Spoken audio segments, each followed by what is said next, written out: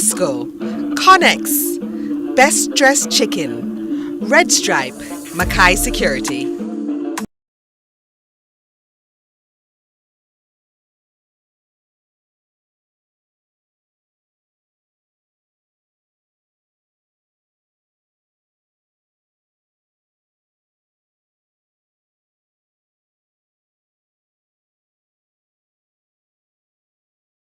Let's delve deep into the issues. We'll take you beneath the surface. Greetings and salutations. My name is Orville Higgins and it's another edition of Fan Central. Talking to the people at the heart of the top sporting stories. Hear from your favorite sportsmen and women and the administrators who work tirelessly to make it all happen. It's live sports talk. I've written an entire article. Yes. Looking at all the major issues every Tuesday at 9 p.m. It's Fan Central.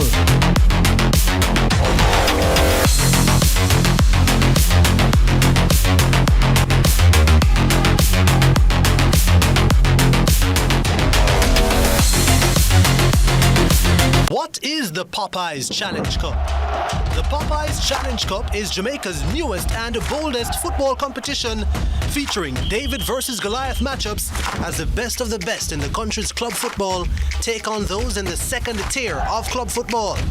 It's a straight knockout competition featuring 25 teams, 7 from the Jamaica Premier League and 18 from the Jamaica Football Championship, the second tier. The 7 JPL teams are invited and are ranked based on their finish in the current season, as they will not enter the competition until after being eliminated from the JPL playoffs. The JFC team seedings are determined based on their rankings in the league as at May 2. Teams will battle it out over 6 rounds to determine the winner. So how does it work? Round 1, the play-in, will feature 14 teams, all from the Jamaica Football Championship. Pot 1 will have 5th to 10th place teams, and Pot 2 will have teams seeded 11th to 18th. Round 2 will have 8 JFC teams, the 7 Round 1 winners, and the 4th ranked JFC team. Pot 1 will have the top 4 ranked JFC teams, and Pot 2 will have the next 4 remaining teams. Round 3 features 6 JFC teams, 4 winners from Round 2, and the 2nd and 3rd place teams, and 6 JPL teams will enter the competition, excluding the JPL champion. Pot 1 will have the top 3 ranked from both JPL and JFC, and Pot 2 will have the others. The next round is the quarterfinals, featuring the 6 winners from Round 3, the JPL champion, and the 1st place from the JFC. It will be a random draw with no pots. Teams then proceed to the semi-finals and the final.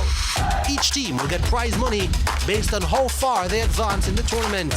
A total of $4.75 million in prize money will be paid out, with the winning team taking home $1 million.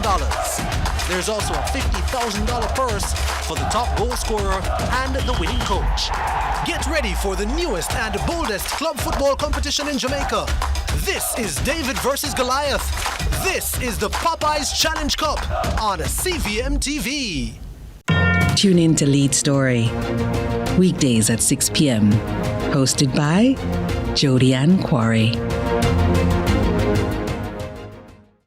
Popeyes Challenge Cup, powered by Popeyes, Lasco, Connex, Best Dressed Chicken, Red Stripe, Mackay Security. Yo, friend, you're the voice of Alliance to represent for CVMC tapping. Me and the girl, them bubblegum. Me and the girl, them bubblegum.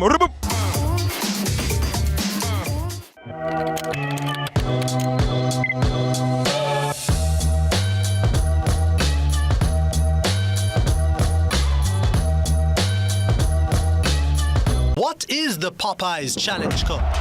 The Popeyes Challenge Cup is Jamaica's newest and boldest football competition, featuring David versus Goliath matchups as the best of the best in the country's club football take on those in the second tier of club football.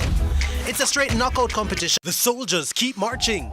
On the back of eliminating 2025 JPL champions Cavalier, Jamaica Defence Force FC ousted Arnett Gardens in the jungle to march into the semi-finals of the Popeyes Challenge Cup. Awaiting them are Caribbean champions Mount Pleasant FC. Can David topple Goliath once again? It's a feature match on CVMTV's live doubleheader for the semi-finals of the Popeyes Challenge Cup, Saturday, June 6, with kickoff set for 8:30 p.m. Before that, in the curtain raiser, Montego Bay United, who ousted Premier League champions Portmore United, will go up against Molynes United, kicking off at 6 p.m. It's a live doubleheader in the Popeyes Challenge Cup. Win or go home. Who will prevail? Live on CVM TV. Let's delve deep into the issues. We'll take you beneath the surface. Greetings and salutations, my name Yo, friend, you're the voice of Alliant to represent for CVMC tapping. Me and the girl, them bubblegum. Me and the girl, them bubblegum. Popeyes Challenge Cup. Powered by Popeyes, Lasco, Connex, Best Dressed Chicken, Red Stripe, Mackay Security.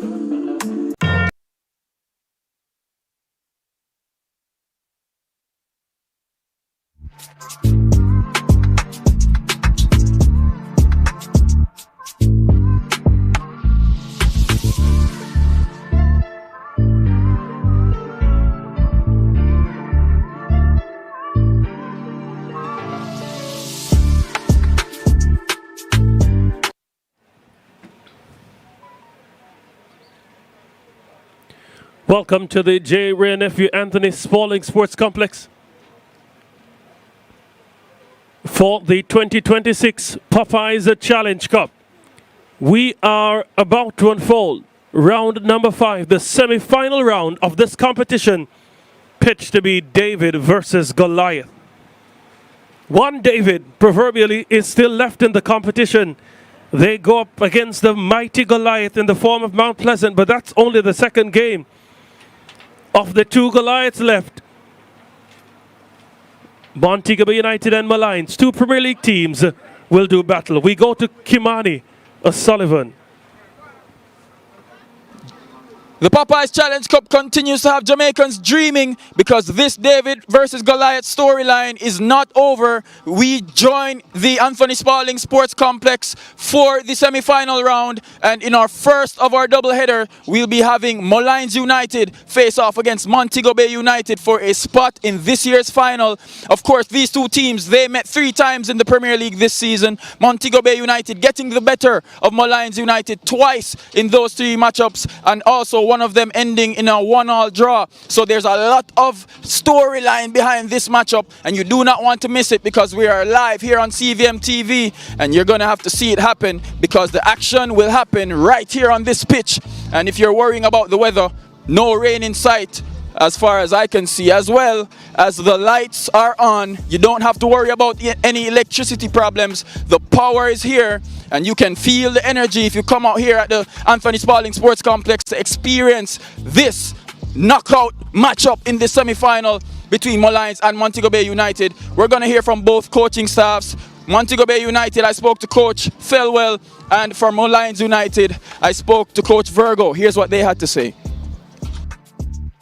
Coach, you're into the semi-finals after defeating some formidable teams. What are you looking forward to in this semi-final here today? Well, hopefully the guys can get a good start. It's a semi-final game. Winners takes all and move to the final. So hopefully we can execute in this weather today. Yeah, you faced Molynes United 3 times in recent times in the Premier League, of course. You were unbeaten in those 3 games, winning 2 of them. Does that give you some added confidence coming into this game today? No, it's a different tournament, different players. We have a lot of youngsters, like 90% of the team today is youngsters, so it's different from the Premier League. Molynes is an unpredictable team. You never can tell when they're going to turn up, so I guess it's not going to be easy, so we have to turn up and play as well. Coach, I want to ask you about Devereaux McKenzie. He has been scoring some belters in recent games. How crucial is a player like that to be able to contribute goals from positions like from fullback, for example? Devereaux McKenzie is a utility player. He can play anywhere on the field. Technical ability is so good. So I know he can pop up at any given time and give us a goal, whether from the dead ball or whether from the run a play. You know, he always adjusts well and play good for us. So for him scoring with those, even the first goal at Drax Hall was a good one outside of the foot. You know, so we know whatever we can do. Whatever we can do. Well, coach, it's your debut on TV in the Popeyes Challenge Cup. I'm sure you're excited for the boys ahead of this one today. Yeah, very much excited, you know, because it's an opportunity for the boys to make it to a final for the season. Yeah, Molynes were fighting relegation for majority of the Premier League season, coach. You're in the Knockout Cup now in the Popeyes Challenge Cup and you go against Mobe. What are you expecting from your boys against them today? Well, I mean, pretty much the same from the previous 2 games. I mean, the Premier League season has come to a close and this is an opportunity for them to salvage something for the remainder of the season. So, I mean, playing against a Mobe team which we have played against more than once this season, we know what Mobe is all about and we know what we have to come out here and do. What would winning the Popeyes Challenge Cup do for a club like Molynes, coach, given the circumstances of you barely escaping relegation in the Premier League? Would this lift some spirits in your opinion? Definitely it would have lifted many spirits. Even the younger players to watch and see that even though we went through a rough phase in the Premier League season, we still salvage something at the end of the year. Yeah, a lot coming into this. Thank you so much, Kimani. Of course, we heard from the coaches, Xavier Virgo from Molynes and Dylan Telwell, the assistant coach of Montego Bay United. We joined them at the greeting party, and the man with the captain's armband for Mobe is Deborah McKenzie. The aforementioned had some belters in the matches leading up to the semi-final round, and he has been duly rewarded with the captain's armband. Dean Smith with me, the man from out west, and they say he's the best in the west, Dwight Jeremiah. I dare say you say west, and many persons may think, okay, that simply means that I'm rooting for Montego Bay. Well, I'll be neutral in terms of my analysis, but for sure supporting my boys from the west. Yes, this is a big encounter, massive one, and once we get into the starting lineup, we'll see some huge changes that have come about. But 2 Premier League teams, and as we heard earlier, Montego Bay in recent meetings head-to-head, they have the advantage, but knockout football is always something different, and Molynes, they see this as an opportunity to salvage the season. For Montego Bay, similar as well, so it should be an intense game, because for Montego Bay, who led the table for a very long time in the Premier League, and to finish 4th, not to have Caribbean football has been a big disappointment. Nonetheless, they've entrusted Xavier Gilbert, as we see the referees just getting the formalities out the way, spin of the toss of the coin for who gets the football, who gets to pick which sides.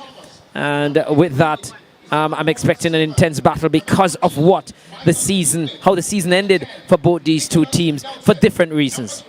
All right, let's have a quick look at the starting lineup for Montego Bay United. Marco Thompson continues in goal. Khalid Fraser, Richard Ramsey, Malachi Sterling, Christopher Allen, Deborah McKenzie, Kevin Hawthorne, Lashorda Gibbs, Tajay Cooper, DeAndre Brown, and Brian Lee Brown. Yeah, not the team that we saw that won the game the other night. 4 changes to the starting lineup, and I dare say 4 changes to the squad. Some big names out. Here's Molynes United. Darren Denai continues in goal. Gerald Neal Jr., Tariq Wilson, Damian Thomas, Zuberu Suleiman, Michael Odupe, Nicholas Nelson, Adane Murray, Livingston Cuesta, Rashawn Livingston, and Sergini Frankson. They're coached by Jermaine Thomas. Yeah, judging by what I was told in their last game against True Juice, a much improved performance is required. Information said, against True Juice, they did come from behind to win 2-1, but that is after True Juice went down a player. And yeah, they were really under the cosh for stretches of that encounter against the team, a championship team that recently got promoted to the Premier League, gave a good account of themselves, and Molynes' performance, as they say, would have to lift for this Montego Bay United encounter. As we said, Montego Bay United, they've made some changes to their starting lineup. The likes of Fraser coming in, Christopher Allen coming in, Hawthorne coming in as well, and Brian Brown, who was not even in the squad the last time out, is here now. And some noticeable persons out of the squad that started the last game, like Tamar Lewis is out. Dwight Merrick. Off on national duties, Merrick. Yes, Orlando Odalyn Hardin also out. And Wedderly also out as well. So big shoes to fill for these youngsters, as we heard Telwell saying. It's a lot of youngsters today. And I guess those are the reasons why, because of the changes that have been, as you said, forced upon them in some sense. Yeah. Maybe others, rotations based on performance or giving others a chance. Ramsey gets things going for Montego Bay United. They are in red with green socks. Molynes United in yellow tops with blue stripes and blue shorts.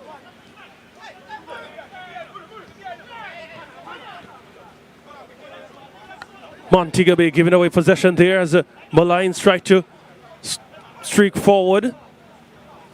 No real settled possession just yet. Both teams jostling for possession in this encounter. That's Dylan Thelwell, assistant coach. Of course, Xavier Gilbert off on national duties with the Reggae Girls. Yeah, Thelwell and Lawrence. And Lawrence recently entering the fold of schoolboy football in Western Jamaica, just appointed head coach of our Herwin Da Costa Cup team. Thelwell, we know, well, we'll see if he continues at Malden, who had made it to the round of 16, I think, last time out as well. So, good showing. As we saw Cooper trying to make that pass, he was easily, well, I say easily, but yeah, man of the match from Montego Bay in their last outing, where they got the better of Portmore by a goal to nil. But he had some really good performances, and on a number of occasions, especially one occasion really, headed a ball right literally off the line and made some last-ditch blocks and interception. Is Tajay Cooper, the number 3 for Montego Bay. Here's Molynes United in possession. Darren Denai, the goalkeeper of St. Lucian nationality. Ball sent forward by Gerald Neal.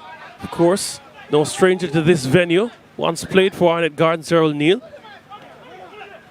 His father too played for Arnett Gardens in his heyday. Now a part of the Mount Pleasant setup in a technical role. Here's a shot, and that goes high and off target. That came from, looks to be the captain for today, Rashawn Livingston.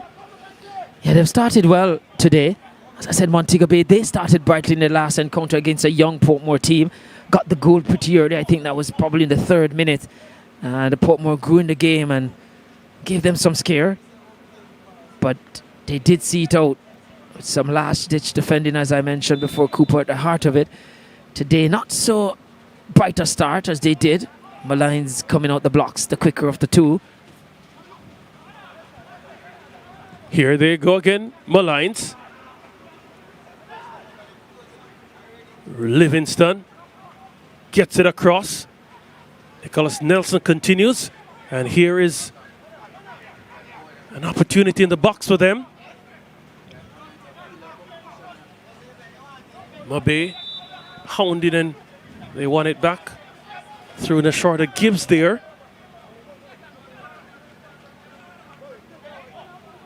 That's Nashorta Gibbs. So I guess from Mabe not getting the electric start, and give Molynes credit, they're showing the desire to wanting it. I guess when you have changes like Tamar Lewis coming out, talented Merrick, who is, as you say, on international duties, Odalyn Hardin, those are experienced players that Montego Bay showing some signs early that might be missing from their starting lineup last time out.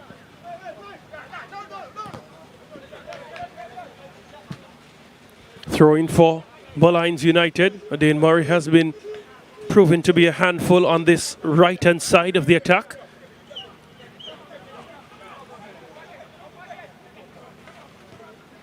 Neal. Make that Neal gets it to Cuesta. Livingston Cuesta, a Colombian international.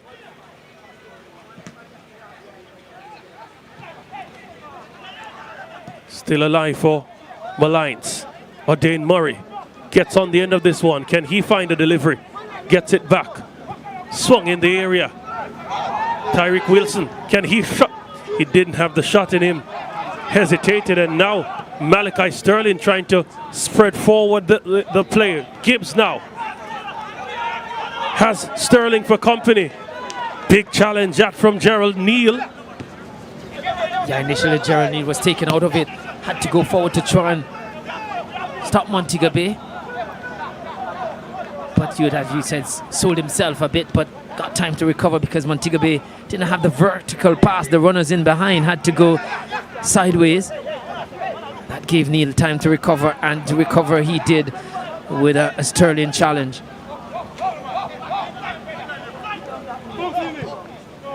Neal leaving a mark again, showing that he is off to the races here. Right at home. Richard Ramsey not showing any negative effects from that firm challenge, but they do have the throw-in taken short. Here's Brantley Brown playing in a more midfield role in this current Mobay setup. Sterling also playing as a midfielder, not accustomed to seeing him here, of course, for the Montego United setup. Did play quite a few positions as a schoolboy, both at Woolmer's, then at Jamaica College. Danger for Molynes. Luckily for them, the goalkeeper was alert to all that happened.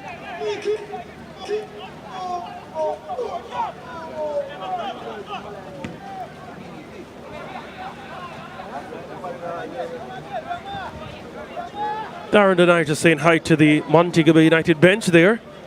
That's where he sent that delivery.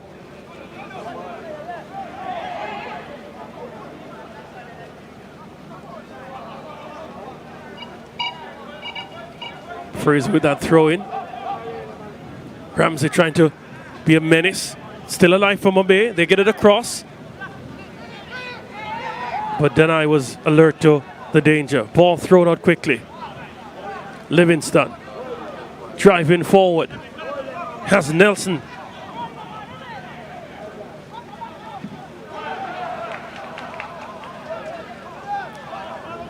Kept alive. And Mackenzie plays it out quickly to Nashorda Gibbs. Here's Gibbs.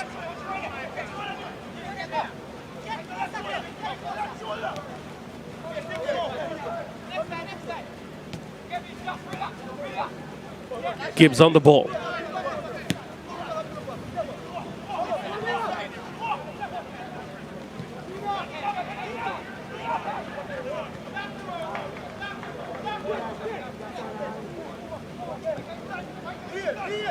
Cooper and Mackenzie, the central defenders in this new look Montego Bay United setup. Of course, they're now stamping their own style of play. Good ball forward to Malachi Sterling. Solid last-ditch defending from the number 13 player. For Molynes, Michael Odupe, the Nigerian.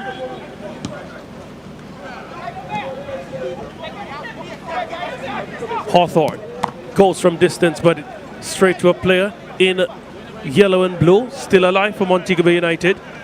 They have it on the right side of the attack. Here's Deborah McKenzie, has been having a wonderful Popeyes Challenge Cup. Wouldn't you want it to continue today again? It's been a joy watching him execute on most occasions. Aaron passed that from Brian Brown, giving Molynes an opportunity, but they too followed suit and miscued that pass straight to the keeper, Marco Thompson.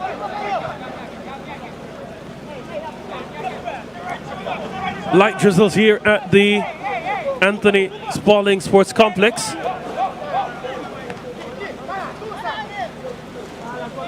Perhaps one of the better kept surfaces in local football. Not perhaps, I would say one of the better kept one. And I'm happy you mentioned that, because it's such a good surface on which to play. Not saying it's perfect, but they did a lot of work on it in the off season when COVID came around, and they took the opportunity to really rehabilitate this surface, and they did a good job of it. And most times, if you want to know if it's a good surface, just look at the ball rolling across. Not a lot of bubbling of that ball, and it's not a bad surface. I mean, and well grass, so for the unevenness underneath, sometimes with the grass, it cushions that, so you don't get that effect a lot. So I think it stands up very well to traffic. And to rain, yeah. Yeah. And that's the condition we're under now, and we have a double header here, so the traffic will be heavy for sure, but not expecting it to affect the quality of the play and the outcome of the 2 matches on show here. Here's Molynes in possession.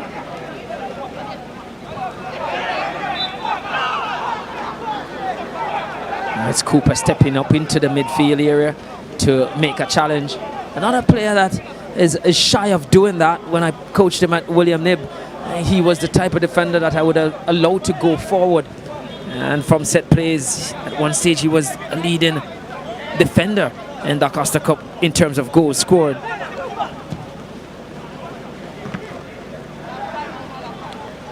Here's Sterling. Adupe has been having a handful over that left-hand side of the defense. Of course, DeAndre Brown not giving him an inch. Yeah, DeAndre Brown, like the last game against Portmore, appeared to be very busy when the ball gets close to him in his vicinity or at his feet.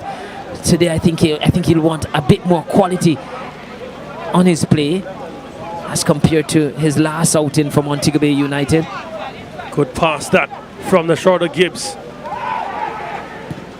Nothing doing as the Molynes defense were alert to the task, and here's a shot from Brian Lee Brown. Yeah, it was Gibbs trying to find Allen. A decent run from Allen. Christopher Allen, a player who represented Cornwall College in the Costa Cup.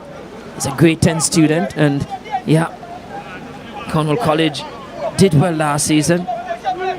And with their players getting the experience here, then you expect at the highest level they should be the ones tasked with really guiding that outfit, that school, in the upcoming Da Costa Cup season.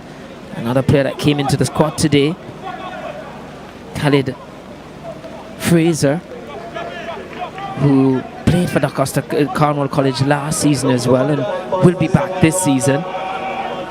That's Montego Bay's number 20. We see an infringement there. But I think, those are the youngsters that Telwell were talking about. Always good to see when the youngsters, teenagers get a taste of course, top flight local football. Yes, it's good for them and good for their development as well. I've since been at William Knibb myself, I've had some run-ins with Cornwall College. I've played them about 3 or 4 times, lost to them once, 1, 2 or 3. So, but it may not be easy with these players getting these experience. But I'm happy that quite a few of your younger players are having national experience as well. Yes, I do have 2 boys that have been called up to the national under 14 camp, are currently in camp this season, and just about 2 of them on the fringes who could break into it. So let's see. And they're expected to carry the charge this season for sure, having gone to the final of the U14 last season. I was going to mention that for you, but you preempted me. But nonetheless, action continues. Brian Brown. Here's Hawthorne, the number 7. Has Gibbs for company. Ups to go central. Can't find a pass. Here's Nicholas Nelson. Scored a brace in that quarter-final matchup. Still alive, Dane Murray on the ball. Suleiman is there as well. Gets it across and it flashed wide of the upright. Suleiman couldn't get a touch to it either. And Dane Murray did mention that he was a handful on this right-hand side. You just have the feeling that Suleiman didn't expect it to come across. But it wasn't really for Suleiman. I think it was a shot on goal. But yeah, if he could have redirected it, a touch on it could have been a little worrisome for Thompson in goal for Montego Bay.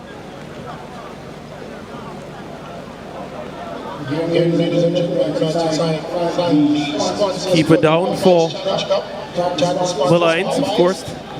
That's a big change now as we think about the FIFA World Cup. Keepers going down, the players, based on the new ruling from IFAB, players stay on the park. Of course, prior to that, it was really an opportunity. I see you smiling, right? An opportunity for coaches to get some further instructions to the players. Well, you can keep them in the park and get the instruction to them for sure.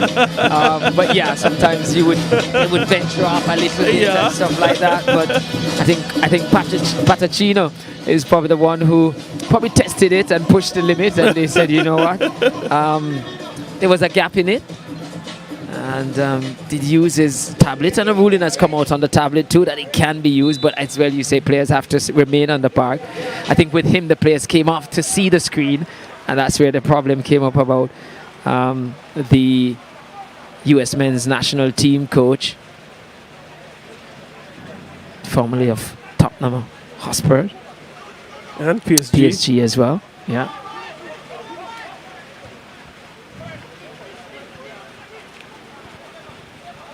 Deborah McKenzie. Here's Livingston for Molynes. Nicholas Nelson, the willing runner, in the area. Gets it to Tyreek Wilson. Can he go for the shot? He goes for the shot, and Marco Thompson had to dive to his right, low, and was carried away safely for Montego Bay United. Yeah, that was troublesome, worrying moments for Montego Bay United. McKenzie was trying to deal with Nelson, knew that he had to be careful inside of that 18-yard box, and because he couldn't be as forceful, Nelson was able to play that ball back and allow the shot to come off and sting in the palm of Marco Thompson in goal for Montego Bay, who comes forward now through Cooper.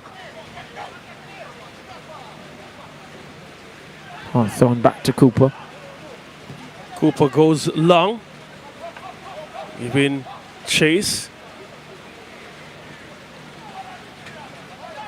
Thrown from Mobe quickly. Yeah, I think there was a mix-up there with Costa on his goalkeeper, because the goalkeeper came there. The defender decided to deal with it. And Hawthorne not liking the challenge there. Suleiman, of course, trying to walk away from all that has happened. Yeah, definitely excessive force from easily could have been Suleiman. handed a card. He should and then again slightly kicking out again. So I have to say that's the nature of how the referee has allowed the game to play a few occasions before, where players were looking for a call, he didn't give it. So he wants to allow the game to play, but at the same time just ensuring that the laws of the game are being upheld.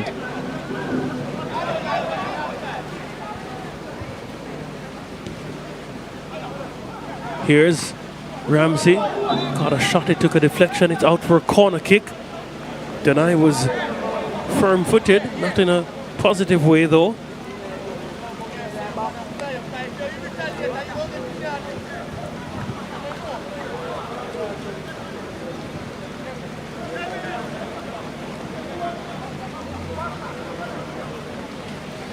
Montego Bay getting an opportunity now to do some attacking of their own. They've been put under the clutch somewhat from this Molynes team, who is very quick out the blocks.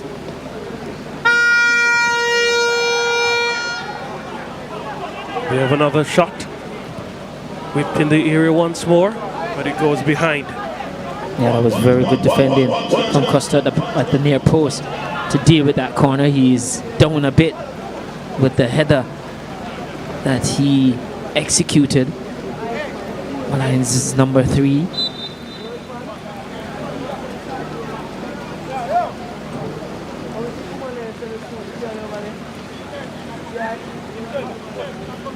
It has been a good watch so far.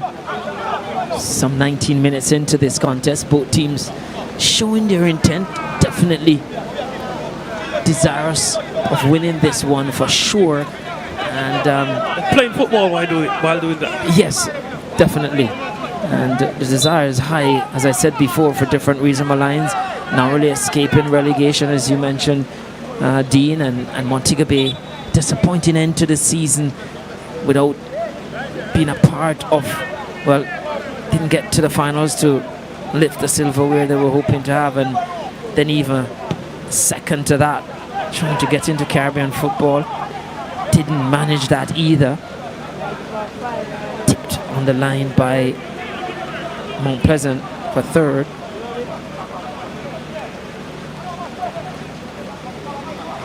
So this is a big opportunity for them to salvage a season that has not gone to plan. Well, should Montego United win, of course, I speak preemptively, should they win this match and Mount Pleasant win their semi-final, it will be certainly the North Coast Derby, a repeat of that third place matchup. Yeah, well, I'm pretty sure Molynes and Jamaica Defence Force is saying we have a lot to say about that happening. I'm sure they do. They have to get past us first before they can lay claim to that derby. And so far, Molynes has shown that it's not going to be easy.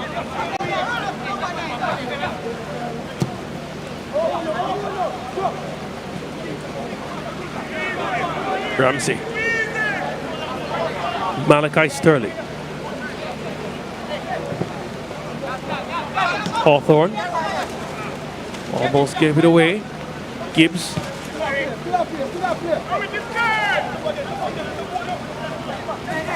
Gibbs again. I have to say the movement from Christopher Allen has been really good for Montego Bay United, stretching the back line of Molynes.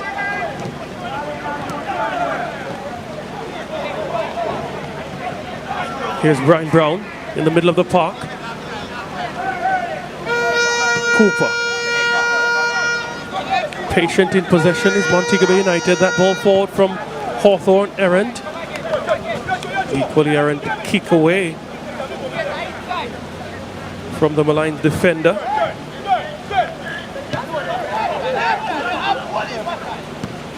Brown gets it out wide.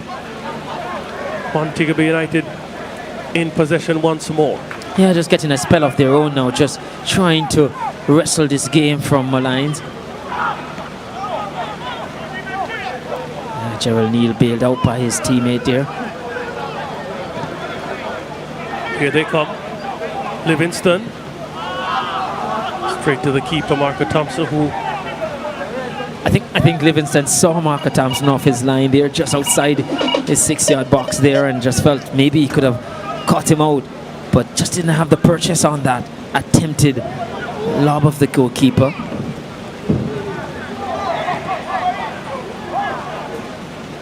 It's a line from Obey. Here they come. Ball out to Gibbs. Gibbs goes for the shot. He goes across. Goal, and it's still alive. DeAndre Brown gets by one, lifts it across. The header is away from the goal. And finally the flag goes up. Yeah, that ball went out of play on that cross. Just went beyond the goal line. But again, it was Allen who made that run. And as I said, just keep stretching that back line for Molynes, just not allowing them to step up as they would want, because he's running from an onside position and really giving. Every time it goes forward, if it goes out wide, he makes that run into that half space and stretch that line and just separates wing back from full back. And again on that occasion, as Montego Bay went for a searching ball forward, though he did not win it, he caused problem for the central defender. And then it fell to Ramsey, whose pass out wide, I felt, just went a little bit too wide. And from that, the player had to stretch, and just that cross went again too far to the back post. Montego Bay United, they have come alive as this half has worn on.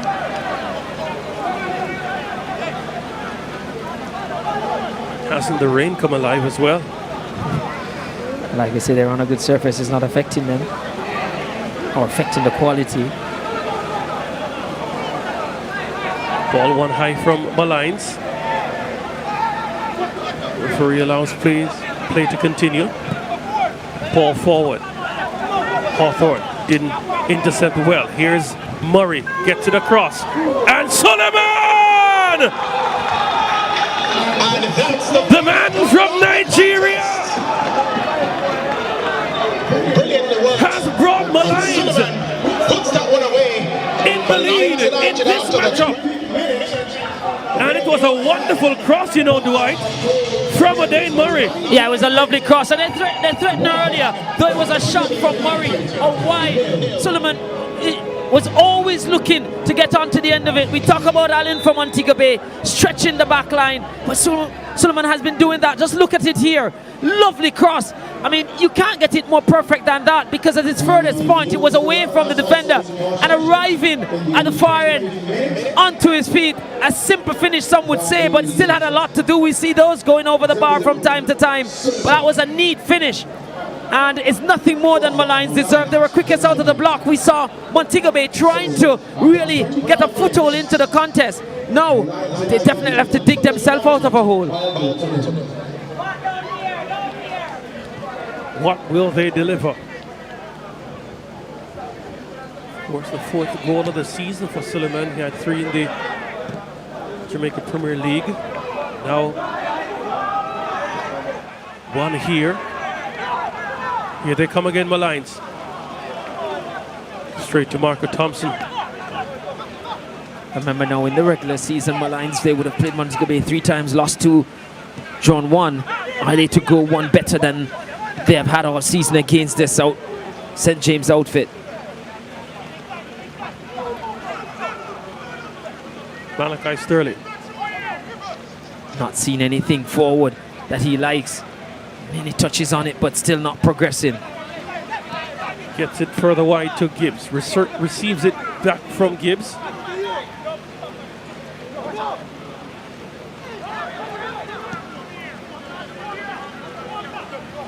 That's Fraser. Lifts this one for Richard Ramsey. His header only to a Molynes player. They try to go the other way now. Franson. Wilson.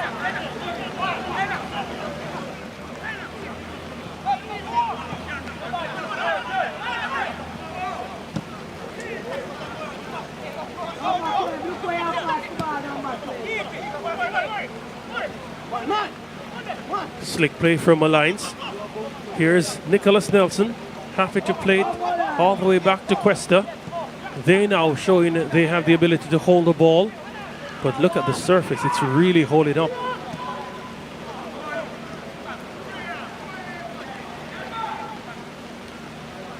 Adupe has come forward. Livingston is there on the ball, swings it across. Can Murray keep it in? No, it goes out. Yeah, and it's good work from Molynes having scored, because normally in a game, the team conceding will want to an immediate response, want to get on the ball and really go at their opponent. But Molynes doing well to keep possession and not allowing Montego Bay that early rush of wanting to get on the ball, wanting to respond, and just seeing if they can just calm that rush of blood and just get full control of this contest. Really showing that they're up for it, and at the moment the hunger of the 2 teams. That has to be a card, a serious card as well.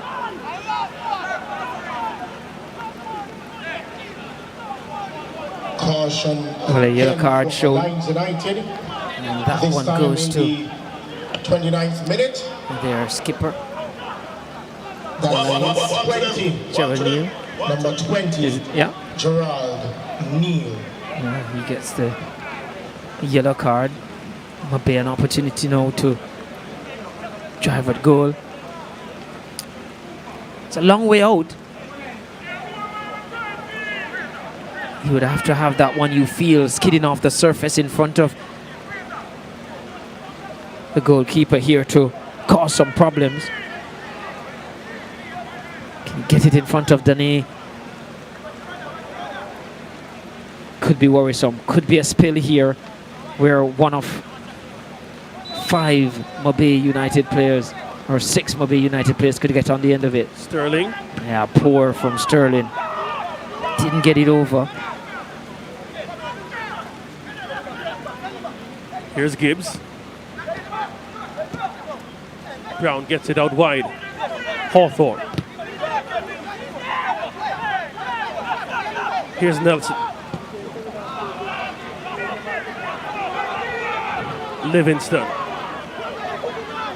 His ball forward to Wilson. Good defensive intervention from Hawthorne, who tracked back and ventured to the right side of the fence. It's a lovely ball from Livingston, though. Really good ball. I felt there was a shot on initially when that ball went through. Just a delay caused the defender to recover in time. Molynes looking to extend their lead, looking to make it twice as difficult for Montego Bay to win this contest. Here's a corner kick for Molynes. Swung to the near post. Still alive. Sent across immediately from the rebound, but Marco Thompson was alert and came off his line. He spreads this now for the shorter Gibbs. He keeps it in. Has Christopher Allen. Ventures to go beyond. Comes back to Allen. Allen's pass errant, and the shorter Gibbs frustrated that all the efforts that he had put out yielding no real results for Montego Bay United. Yeah, that pass from Allen was never on. I mean, the pace at which Gibbs was coming, it was never going to get to him. It just needed a cushion pass, you felt, into Gibbs. Not that pass to run onto, just late into his path because he was already going at quite a click. But the youngster will learn.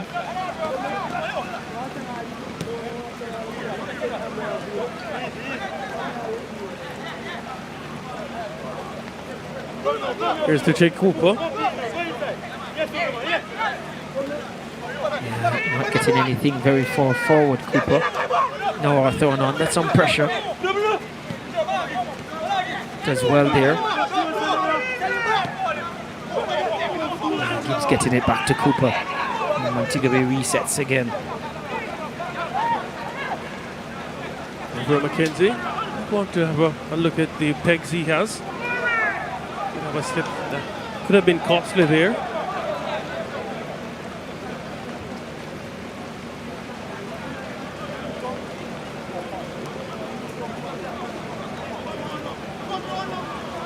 There is certainly a Nigerian connection in the Molynes setup. Quite a few players from the motherland have found their way to Molynes United. Of course, Zabaru Suleiman, the goal scorer. Also Michael Odupe and Samson Oke, who is on the bench. Early in the start of the JPL, the just concluded JPL season, Wisdom Ubani, who is a former under 17 and under 20 national for Nigeria. And of course, that's a huge compliment. He found home at Molynes as well. So they definitely have a strong connection. Here's Babe. Can they have a connection here? Darren Denai says no. I should find comfort here. We always say Africa is our motherland, which it is.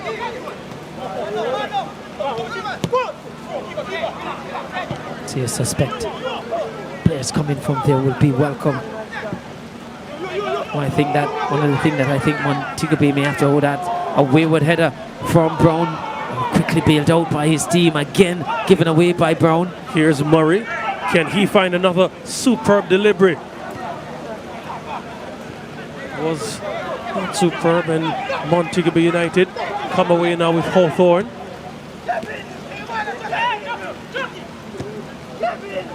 Some of the passing has been a bit subpar. Yeah, Montego Bay to sort some things out.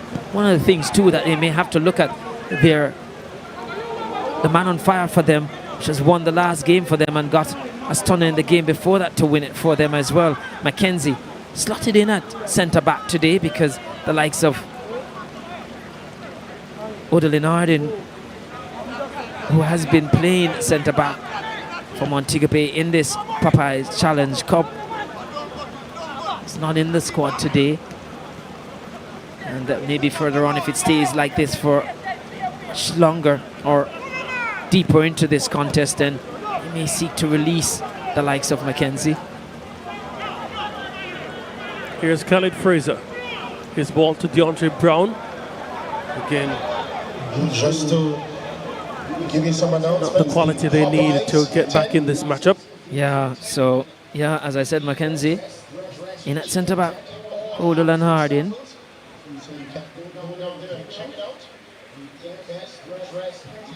Popeyes 10 and The likes of Brian Brown playing deeper in midfield. You can see what Montego Bay's setup is like having the more senior, experienced heads deeper behind the ball to give them a little bit of anchor.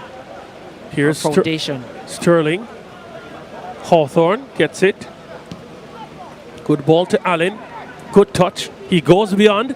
And good recovery defending from the number 12 for Molynes. That's, I think, Fraser. I'll make that Damian Thomas. But it was a good sequence from Montego Bay United. Yeah, good first touch from Allen. The first touch is what had him elude the defender. And that's so good. Sometimes it doesn't need anything fancy to get by your defender or to escape the clutches of the defender. Just that proper first touch. The youngster did well on that occasion, again stretching a pin in this back line for Molynes. Gibbs with the corner kick to the back post. Darren Denai spilled it on the first attempt and then gobbled it up. Hounded by Sterling, but able to release. Eric Wilson couldn't keep it in to Jake Cooper, doing his defensive duty.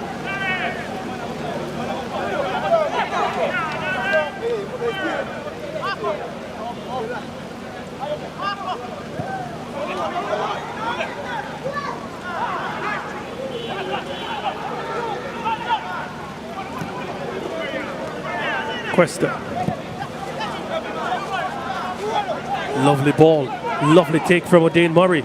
Gets it across again. And neither Suleiman nor Nelson could gather, but it's still alive.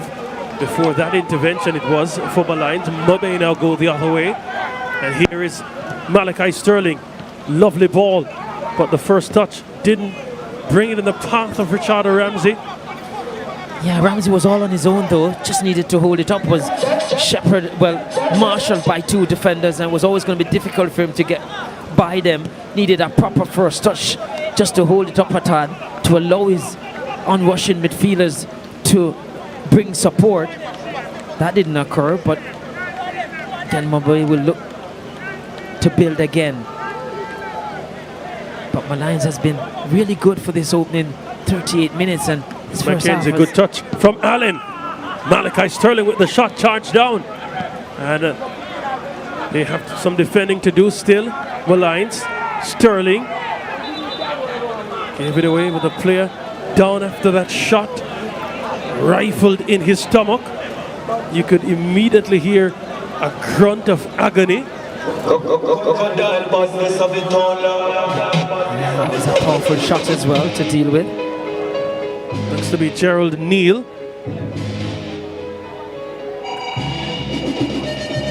Yeah, but as I was saying, the first half literally flown by. 39 minutes on the clock. Mopé needed to find an answer, which would be an equalizer before the half.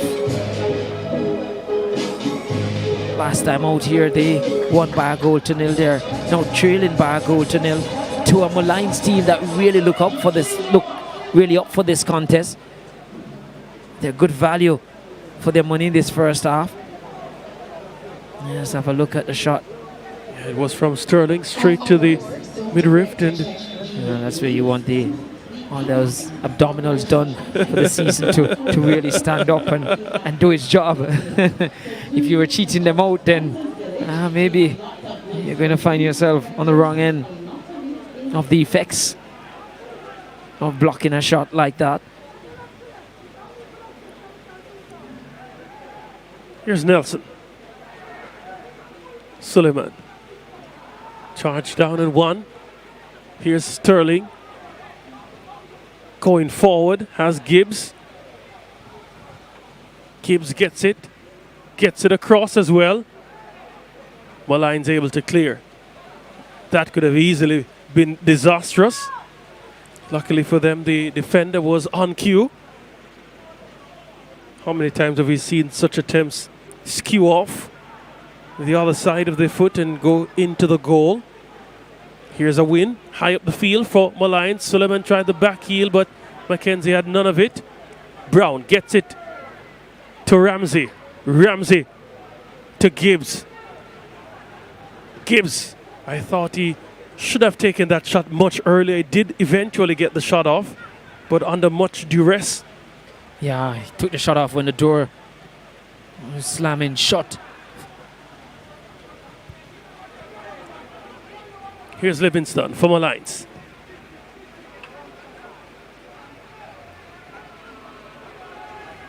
Hawthorne under pressure here. Won by Murray. I think that was Gibbs giving away, yeah. Pass from Murray was inaccurate in the end. Here's Gibbs. Must be breathing a sigh of relief. Sterling. Brown. Sterling asking for it. Gets it. Doesn't have many options. Pokes it forward. Christopher Allen was offside though. Yeah, I just felt that Sterling, having made that pass out wide, should have made that overlapping run to at least just get one of the defenders, attract the attention of one of those defenders, see if he can set up a 1v1 with his wide player. Here's Tyreek Wilson going the other way. Slips it forward. Nelson on the end of it. Back to Wilson. Nelson. And Murray trying to give chase here. Yeah, I think Nelson was expecting Murray to be out wide much higher. Coming from an offside position.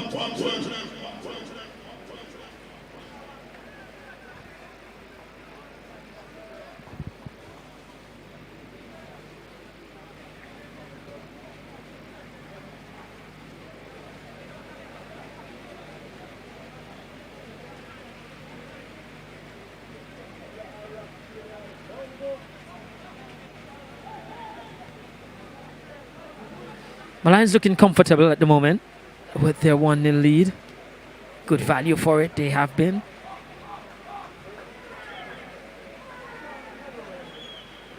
Looking much closer than they were in the league to a 4th place team.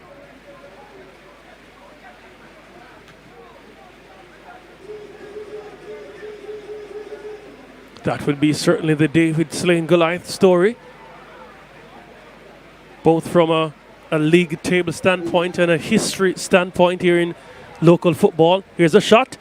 Going for the cheeky one, but it's just over the crossbar. Nicholas Nelson showing that he's very alert. Marco Thompson could have been beaten out there. I think Thompson, had that one been on target, Thompson would have it heg all over his face there, because certainly would have been an embarrassing moment for him.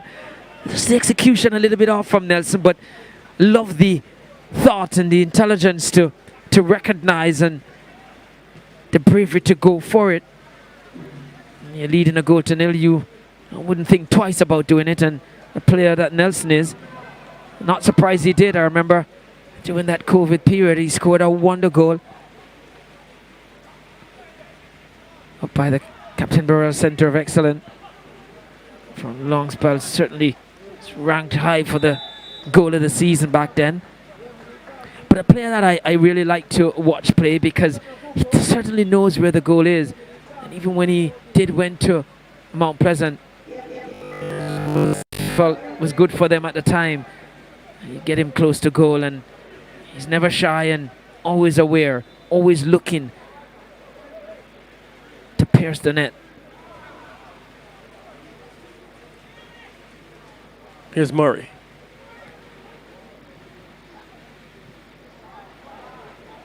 Livingston, the willing runner, took it down well. Livingston! And Devereux McKenzie, the interceptor on that occasion, still alive. You know what, I felt that was real, that was on target. Allen, his ball forward, cut out by the defender. Molynes go the other way now. Devereaux McKenzie again in the thick of things, but Suleiman now gets that quick ball, goes for the shot. All things falling well for Molynes. Here's Murray on the ball. Murray drives by one, lifts it in the area, headed away. Livingston, Nelson still on the ball, lays it off. What a strike! That's lovely from Molynes. Haven't they come to get all the marbles? Tyreek Wilson, it was late for him. And he did the number 9 thing. He placed it to perfection. And 2-0 at the stroke of half-time for Molynes. Well, I tell you what, Nelson at the heart of it again, involved in it. But lovely play from Molynes, and they wanted to end it off on a high note. And certainly they have had that opportunity, and they took it as well. Because that was a lovely goal. Really lovely goal. Just have a look at it again. I mean, Murray to that back post. I think the keeper should have claimed, and that would have killed off that move. But Nelson again, just look at the intelligence to recognize the shot wasn't on and laid it off to the onrushing Wilson, who expertly placed that one into the back of the net. It wasn't a powerful shot, more of a pass into the net. Just look at it there. Nelson looking to go, but recognizing, just hold off the defender and move him out of the way to create enough space for Wilson to see a goal, and boy did he finish it expertly well. Nelson certainly on fire in this Popeyes Cup. Twice he scored to give them the win last time out. And here again with an assist. Fourth official, Carvel Banton, has indicated 2 minutes minimum to be played in the first half. Bobby. 2 minutes minimum to be played. Mountain now for them to climb Montego Bay. They'd love to get one back before the close of this first half. United by 2-0 here in the Popeyes Challenge Cup. Do remember the Frankson sponsors booth to Thomas. Lots of great deals. Connex, Red Stripe have good bucket deals. Connex has good Ball spread deals as on well. the path of Livingston. Fraser did the unthinkable, giving him so much space, and the shot came off from Livingston. I was going to say certainly Montego Bay couldn't go down to 3 goals to 0 before the close of the half. They almost did. And that's a half-time whistle from Makita Nicholson. Molynes came to play. They came to sling. They came to slay Goliath. And Suleiman got them going. One whose figure would seemingly seem Goliath-esque, but certainly from a stature perspective, the David team is Molynes. Haven't won any title, haven't even made a playoff at the top flight, but here they have Mobe United, 4 times winners of the Jamaica Premier League, on the cusp of elimination with 45 minutes left to go. Montego United 0, Molynes United 2.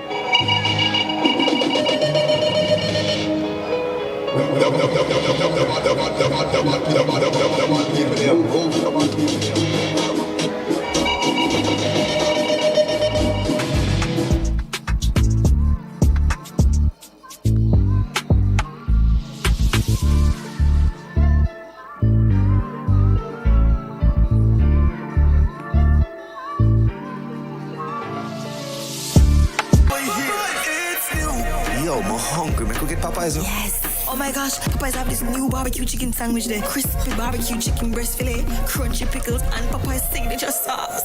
And the buns, buttery brioche. Oh my god, water. It's new Popeyes chicken sandwich with barbecue. Well, delicious barbecue right through. It's finally here. Popeyes barbecue chicken sandwich available everywhere. Popeyes has the new barbecue chicken sandwich. Barbecue with a attitude. Love that chicken from Popeyes. I challenge you to a race tomorrow. Challenge on.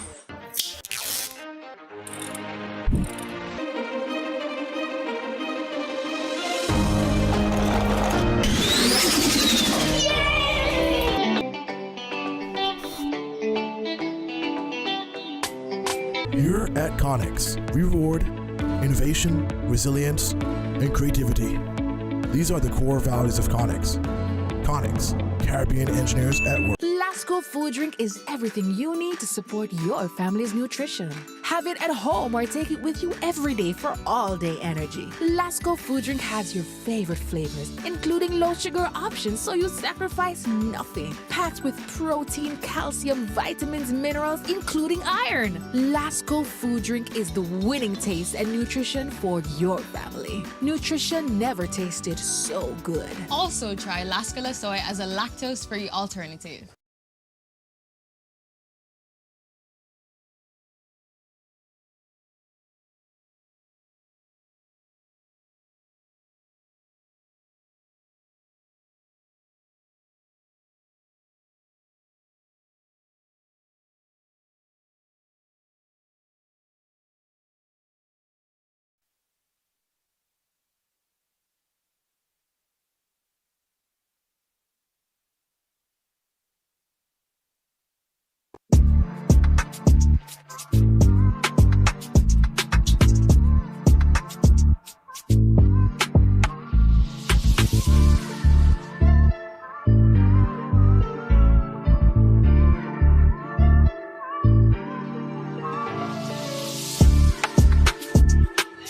Popeyes Challenge Cup semi-final action here at the Anthony Spalding Sports Complex in St. Andrew. Montego United 0, Molynes United 2 after the first 45 minutes of action.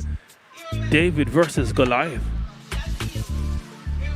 Let's have a quick look at the significant moments in the half.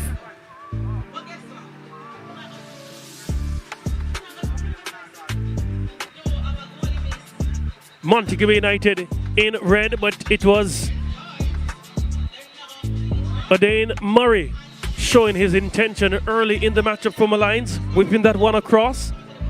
Suleiman couldn't get a touch on it to steer it goalward, but it was only something that we'd see later on. Here he comes again, Murray. Suleiman on this occasion was on hand at the back post, and Molynes able to get the lead. Lovely delivery that, and Suleiman, the Nigerian, doing the business at the back post. Molynes, they really showed a lot of quality in the first half. Nelson tried that one just over the crossbar. Marco Thompson would have been beaten out. Here's another look at it. Audacious attempt from the number 10. Certainly not short on confidence is Nicholas Nelson. More action. Molynes. It really was from a goal scoring standpoint, action standpoint, one-way traffic.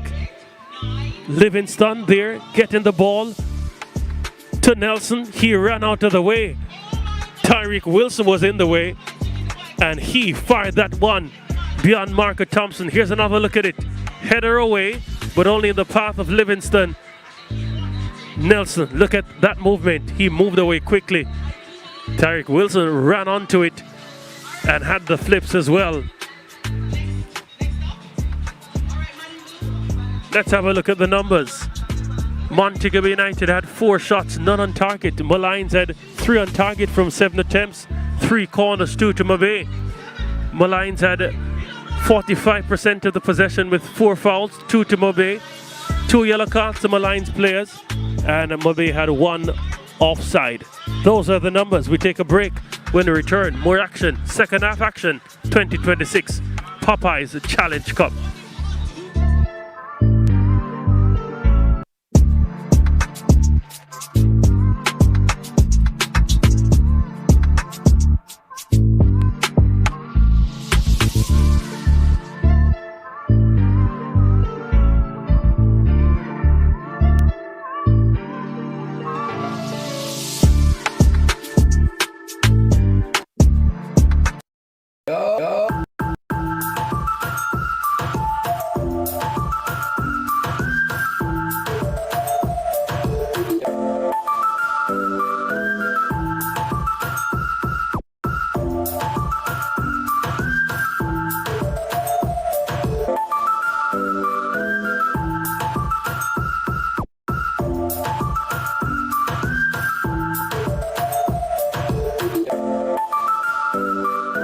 What is love? Love is when my uncle gave me the money to help start my shop. My auntie and I made her famous recipe even more delicious. And it starts with the best dressed chicken and a little extra love. No, my shop is famous to the people that matter the most to me, my community. So I only serve the best dressed chicken. Raised without antibiotics, it's only the best for my customers. If anyone's going to add something to my best dressed chicken, it's going to be me. Only the best can be called the best dressed chicken.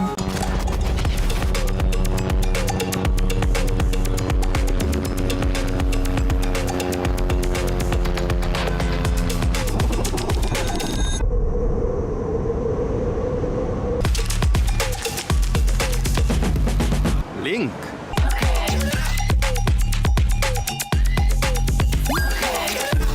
The missing link. Link virtual card. Sign up for Link from your app store. Select cards to activate your virtual card and start shopping.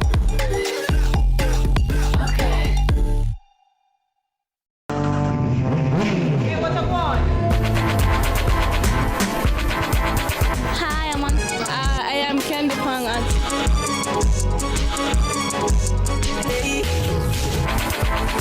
What a guan? What a guan? That's a guan, pa. What a guan? What a guan? What a guan?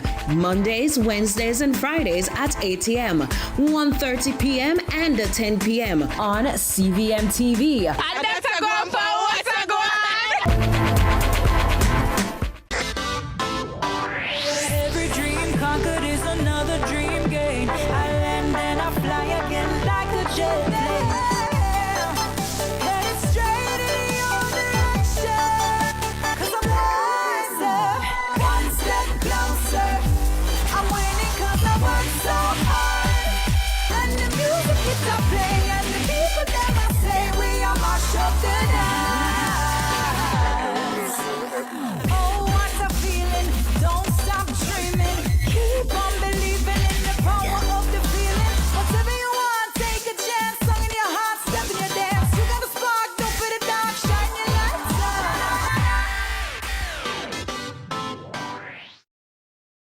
on. Tune in to Lead Story.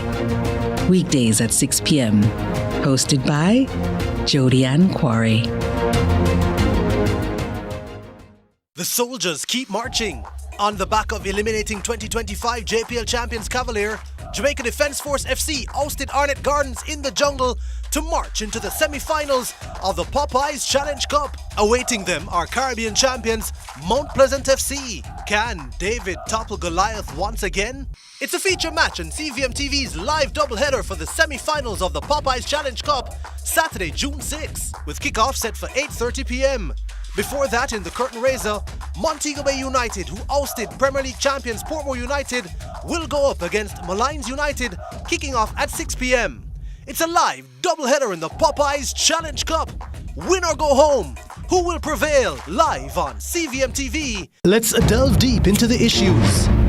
We'll take you beneath the surface. Greetings and salutations. My name is Orville Higgins, and it's another edition of Fan Central. Talking to the people at the heart of the top sporting stories. Hear from your favorite sportsmen and women and the administrators who work tirelessly to make it all happen. It's live sports talk. I've written an entire article. Yeah. Looking at all the major issues every Tuesday at 9 p.m. It's Fan Central.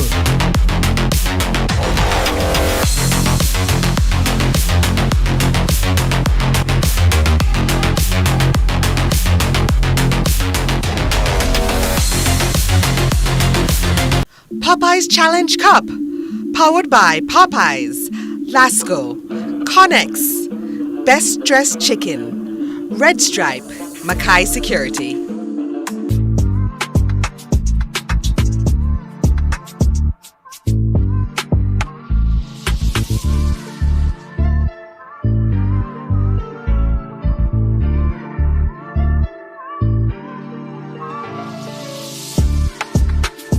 Thank you. Of course, it's pouring here at the JW and Anthony Sports Complex, but nonetheless, some good football on display. Molynes United, they are up 2-0 against Montego Bay. So, as it stands now, David is slaying Goliath, but we're going to see what's going to happen in the second half. Speaking of the Anthony Spalding Sports Complex, there are quite a few brands here. And of course, one of them are beloved sponsors from Red Stripe. I'm here with Hannah Turner. She's the junior brand manager of Red Stripe. Hannah, the rain is pouring down, but Red Stripe is still here. Speak to me how important it is that, fans can come out, enjoy a Red Stripe at a match like this. Right, so I mean, the rain is pouring, but it is still an exciting match. The energy is super high, and people are still engaged, right? I mean, this property is just a great property. I think that even segueing into World Cup, it makes so much sense, and Red Stripe is just so excited to be a part of something so extraordinary, yeah. Yeah, I think the most important thing for us, Hannah, is that we still have electricity here. I know it was a rough day yesterday for you as well, was it? It was, but it was good nonetheless. I mean, we did take a bad situation and make light of it, and we're here now, and that is the best part. We're here having fun, and it's a good match, and it's still good energy, even with the pouring. We're considering it as blessings, right? Yeah. All right, so Hannah, it's 2-0 to Molynes. Of course, you're from Red Stripe, so you're familiar with sport. Give me a scoreline prediction now. How will this match end between Molynes and Montego Bay? Can I say 3-0? 3-0 for Molynes. So Molynes, yeah. All right, you heard it here from junior brand manager at Red Stripe, Hannah Turner. She's enjoying the football despite the rain. And of course, we're enjoying the football as well. We're going to go to the match after this. So thank you for joining us for this halftime interview. Hannah, it was a pleasure, I must say. It was a pleasure indeed. Yes, it was. So back to the match. We have more football coming up. Stick around.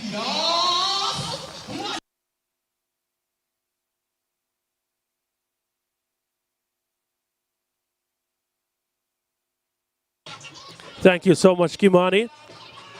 Still rain here, but the action will commence in a short while as the teams get ready. Molynes and Montego Bay United. 2-0 the lead Molynes now hold. Dwight Jeremiah is there away for Montego Bay United back in this contest, or will Goliath be slain? Well, they often say football is a game of two halves. Montego Bay will hope that that cliche is certainly one that is true, or hold true for them tonight, because they certainly need that in terms of getting back in the contest.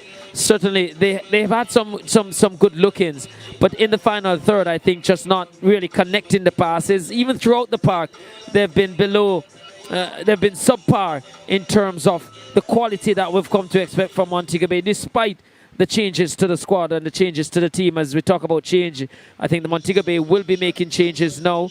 One of the youngsters from Cornwall College in terms of Christopher Allen, he's been replaced. And coming in is Javon Anglin, who also came in the last game. Hawthorne also coming out. And the Mario Daly coming in his stead. So Montego Bay wasting no time in trying to force this game to get back in it. And they're hoping that these two changes will give them a good foothold in this game. Difficult in the weather condition to have strong footholds, but also difficult because Molynes have really bossed that first half. Livingston tried to boss that left flank, but Deborah McKenzie was able to shield him from keeping it in play. And the substitutions coming in from Montego Bay. I mean, Allen had a fairly decent first half, but nothing penetrative enough. I mean, did make some good runs to try and stretch the back line of Molynes, but they want greater incision here, Montego Bay. Hawthorne on this near side in that first half. Give them much going forward. Lovely ball forward. Brian Brown had to chase that one. Darren Denai came off his line out of the box and made the clearance. And now Molynes have acres of space to navigate. Lovely ball through. Well defended by Mabay. Yeah, Cooper there intercepting and was looking to try and keep possession from Mabay. And with the change in Mabay bringing on two new players, another thing they've done is to release Brian Brown, who was playing much deeper in that first half, almost like a CDM there. He's now carrying the line from a base, so someone who they think can provide that incision. Ball in the area. Nelson being roughed up by Tajay Cooper. Throw in the way of Molynes.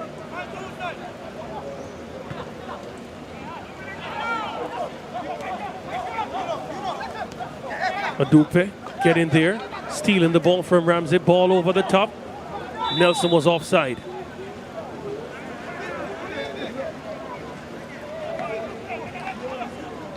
Yeah, so Mobe trying to get back into this one on a night when it is Molynes who have lit up this Rare Nephew Anthony Spalding Sports Complex, but also making it a bright night. Where sure has been the colors on display. Blue and yellow for Molynes, red littered with green for Montego Bay United, and his jerseys provided by Soccer Express. You know, it's a growing company here in Jamaica, and almost every football league across the country, even if it is a corner league, has their... Here's a shot, or is there a shot? Well, there wasn't a shot. No.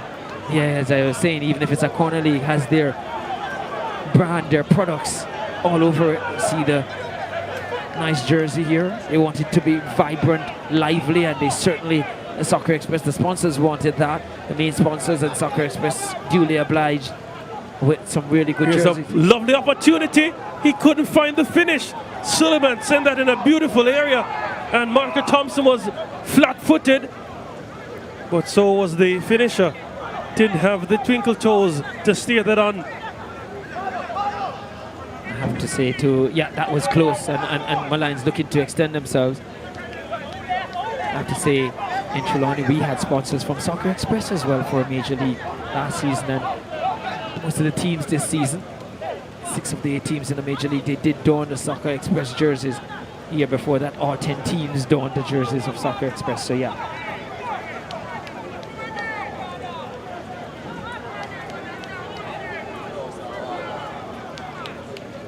I guess what we're seeing in the second half is Mobe chasing this game. It made a few changes in personnel, but also a couple of changes in personnel, but also in terms of position of players on the park. Chasing it means that you leave a lot of holes, a lot of gaps that Molynes, even if they didn't up the ante on their performance in the first half, just what they did in the first half, will certainly take advantage of the spaces that will be left by Montego Bay.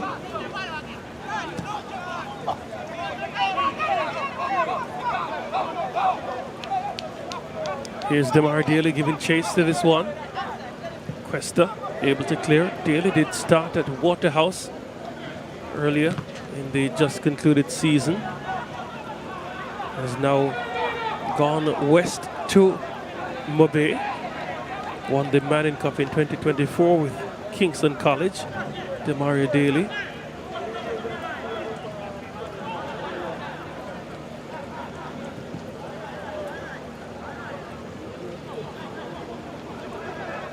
Mobe just trying to move the chess pieces around to see if they can get a more effective performance that will result in bringing them back into this contest. We realize they've shifted Mackenzie out of central defense, more so on this right side. Here he is going forward. Something we never saw for him in that first half because of the position he was playing. They want him closer to goal. Chipped in the air, Brian Brown got it across. Ramsey couldn't shake the man O'Dane Murray, who did well. Good movement this from Molynes. They have lots of space. Not sure I like that pass.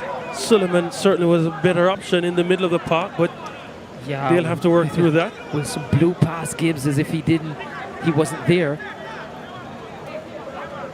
But yeah, as we said, Mackenzie now will go forward a little bit more. Dangerous pass that from Livingston wins it. In the area, he's pushed down, but the referee said no. Shoulder to shoulder, he said stronger upper body strength was displayed by the defender, but was Mobe living risky again?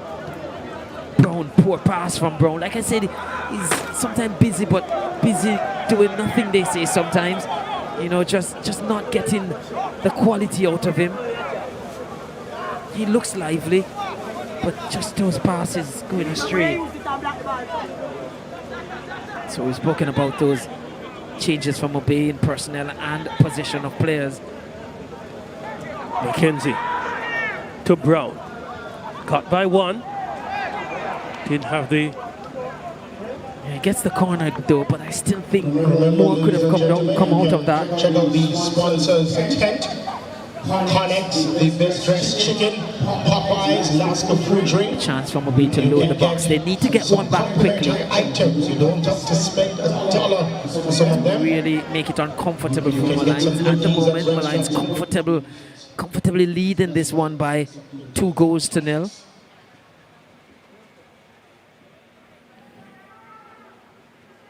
And in truth, Mobe hasn't really troubled the main goal for Molynes. Sterling behind this corner kick. Lifts it in the air. Dunne came, punched. And on the second time of asking, was able to hold on to it. Releases quickly. Sterling.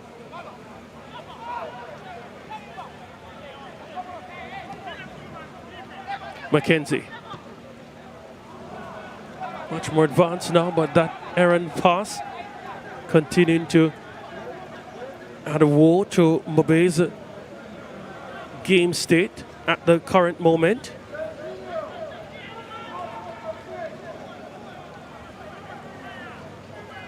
And Molynes, they'll be happy to wear this one out. Play through the pockets of space as they become available.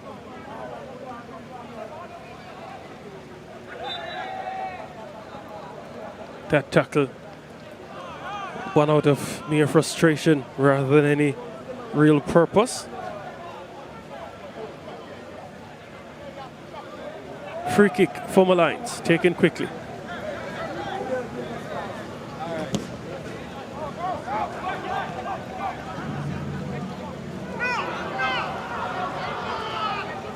Advantage played from the referee. Brown has Daly to his right. Daly sprints and finds this one. That's the turn back. And turn into trouble as well. Substitute not doing that. Probably didn't want to play a ball into the box because he only had one player to aim at. Would have to be like finding a needle in a haystack. Have to be perfect with that pass. Didn't like it, didn't trust himself to do that. In the end, nothing came off. A move from Montego Bay.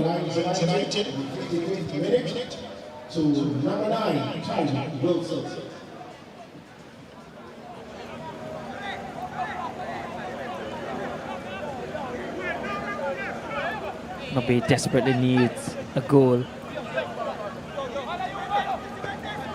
But Molynes themselves will know that this game is not over by the stretch of it.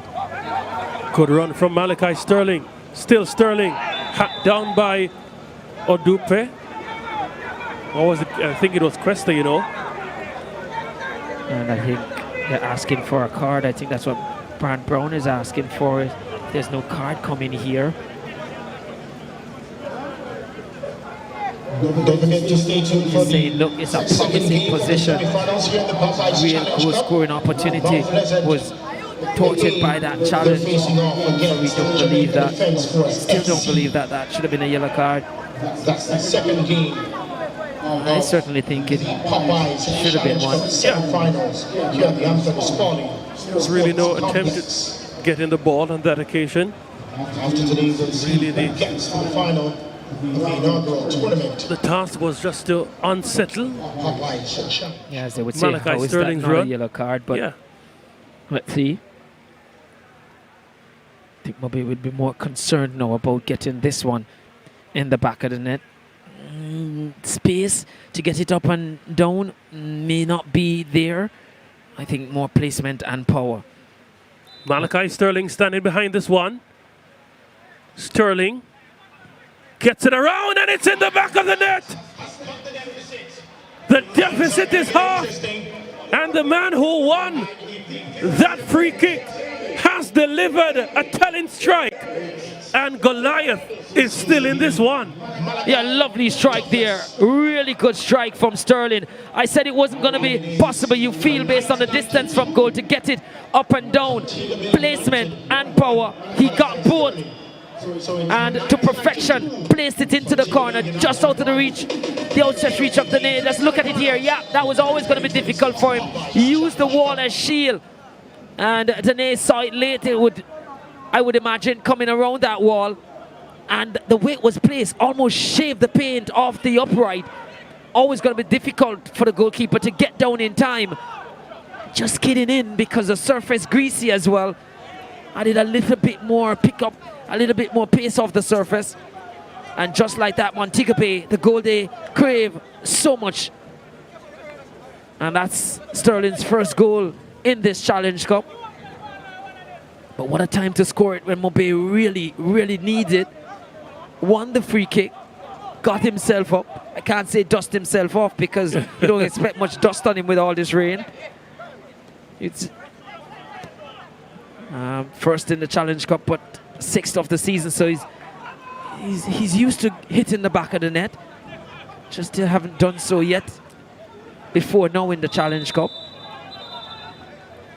He's hoping that that goal will spur this Mobay United unit on to at least first target is to level, now having scored that opener for his team. Malachi Sterling, of course, in the league, played predominantly as a left fullback, given more license in the central areas in this particular setup in the Challenge Cup, and certainly has done well so far. Molynes, though, trying to increase their tally. Whistle on the play, and Mobay, they collectively breathe a sigh of relief. That was lovely work from Cooper too as well. Defensively, he was outnumbered, had to deal with the man with the ball and a runner coming, but just delayed, which is one of the D's of defending. Didn't dive in, delayed, and as such, and didn't really back off to play the runner onside. And when the pass was made, the runner was offside. So good work, and you expect... Ball given away. Ball comes to Nelson. He's challenged legally by Cooper, who just gave it away after that. Murray now. Charge down, and Gibbs now launches this one forward. One by Cuesta. Molynes, they certainly want to increase their tally. Ball across. Suleiman! Good chested control, but the shot, he was slipping all the while, and he couldn't get any power or placement on it, really. Yeah, has Mobay now go the other way. Here's Sterling. Brown. Busy, but gets it forward. Look at the surge and run. Gets it across. Brian Brown left it. Demaria Daly. He was asking for something. Akita Nicholson wasn't in the mood to give anything there. I think that's not the player Daly that Mobay wanted to see running onto that one. It was almost from that position in the last game against Portmore that Mackenzie ran onto a back pass. And that was coming from Tamar Lewis in that game. And boy, did he rifle that one. In the 61st minute, number 15. I don't think Daly was watching that game. The goal scorer, one of the goal scorers for Molynes United, he's being replaced by number 23, Samson Oke. Yeah, another Nigerian coming into it. One replaces 15, the other. Zeberu Suleiman, one of the goal scorers for Molynes United, he's been replaced by number 23. Yeah, Daly should have let fly, you felt, coming onto that one.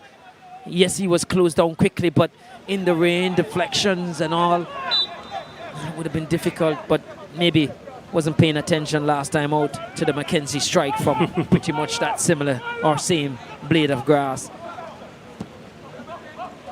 Ball sent forward, headed away by Cuesta. Certainly for the neutral, the game very open. Both teams happy to still play football. Nelson giving chase here.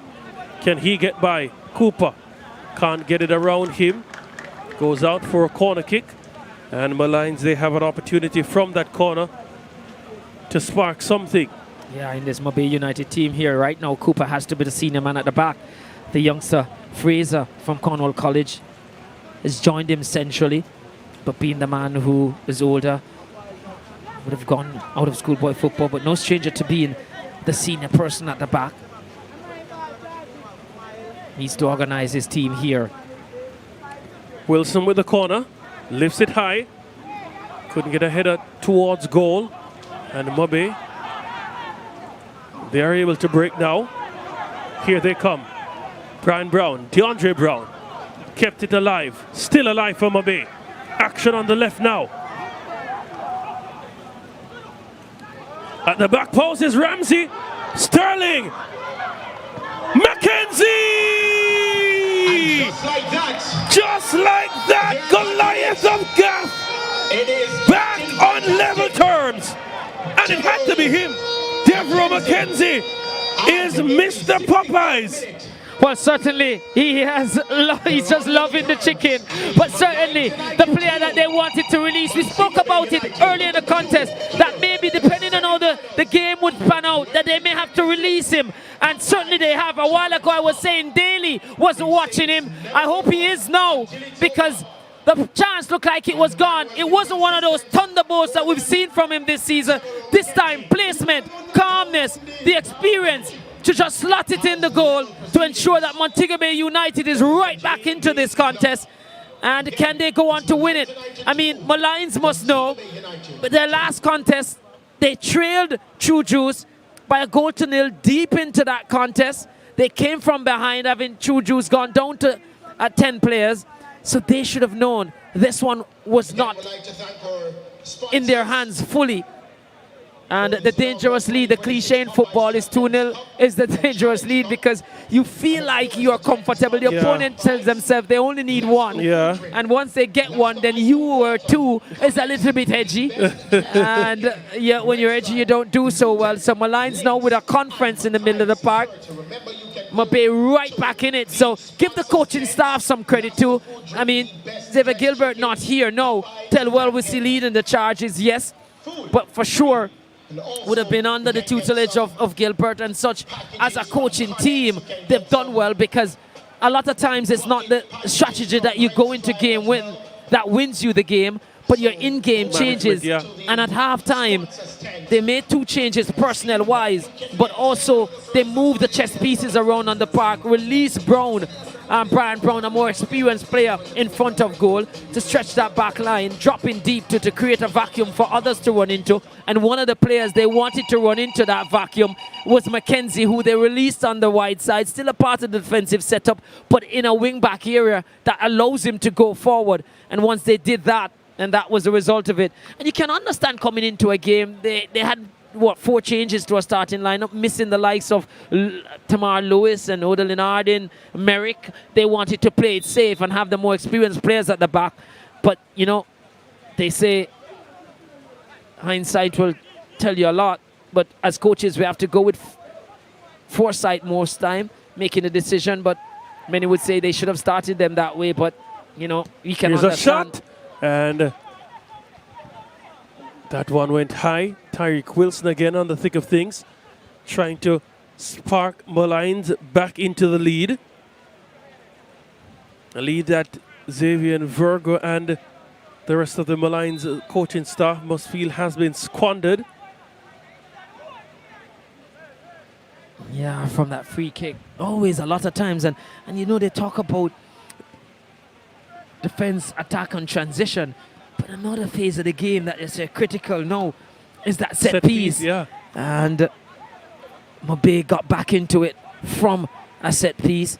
Sterling being fouled, pick himself up and expertly brought Mobe back into this contest. And here he's on the ball again. He's been busy from the opening whistle. More so different, busy with quality. Unlike Here's a shot from distance. Danai didn't get a hold of it on the first time. Second time of asking was able to hold it up. So of course any ball. I was saying unlike DeAndre Brown, who busy but not with the. Yeah, I know that's what you meant. I think you wanted to spare him. Yeah, I did. I guess I wasn't having any of it. Molynes. Ball chipped forward. Nicholas Nelson, can he spark something? Has an assist already. Can he get on the score sheet? Surrounded by two players, wins the corner for Molynes. Of course, we did see a set piece being the avenue that Montego United used to get back in the contest. It's now fully level. Corner taken, lifted in the area. Headed to a Mobe player who must be wondering how. Why? Why not though? Still alive. Molynes. Yeah, Mobe almost self-destructing there. Poor clearance. A sequence of poor clearance. Here's Damian Thomas. Tyreek Wilson. Murray has been delivering some telling ones. Tajay Cooper had to intercept. You feel he had to, because that was another good delivery from Murray. Had a good shape on it, and you felt it was going to arrive at the feet of the substitute. Okay. Samson, okay, yeah? Yeah. And looking to repeat his exploits in the first half of his pass, going to one Nigerian. Or another Nigerian. Molynes still getting that ball fortuitously. Can they whip something across? It comes across! And OK couldn't find the finish there. Livingston trying to mop up the danger at the back post. Can he find a delivery? Brian Brown. Yeah, both teams castigating his defenders for the lapse and the lack of quality sometimes in the defensive area. Another corner for Molynes. Yeah, both teams showing sign that they can give they can give up a goal. I wouldn't even say can score. Headed back to Livingston. Whips it across. Headed away. Ramsey was late to it. And that one from Cuesta, or made that from Frankson, was over the top. So it's 2-2, and you might be thinking, okay, these two teams will say, okay, we're here now, let's play it safe a bit. Both teams want to win it, but we don't want to go to penalties.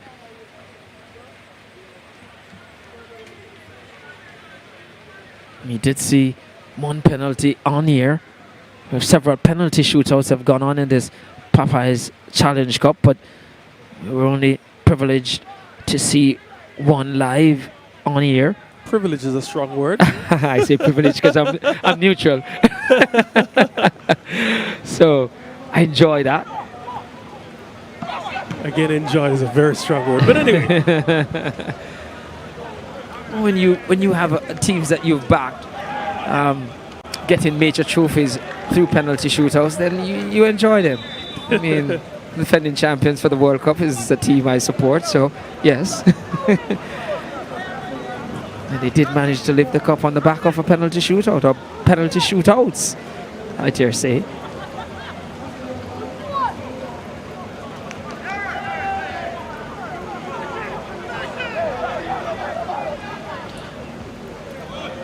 Here's Montego United in possession.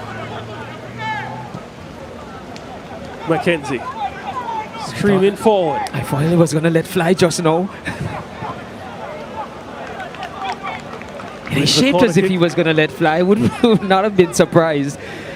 We would love to see him do that here in this type of condition and see how Dene deals with it. Not that he has given any of the goalkeepers in the past, in recent past, a chance to deal with it. He has unleashed missile and none of the interceptors were able to deal with it. Malachi Sterling steps across to take this corner kick in the 72nd minute of the encounter. Has already sparked a comeback from a set piece. This one low and lacking any real penetrative threat. Nicholas Nelson holding the ball. Releasing okay. Bundle off the ball easily. Gibbs now on his bike. Drives forward. Gibbs. And he left something on Sergini Frankson.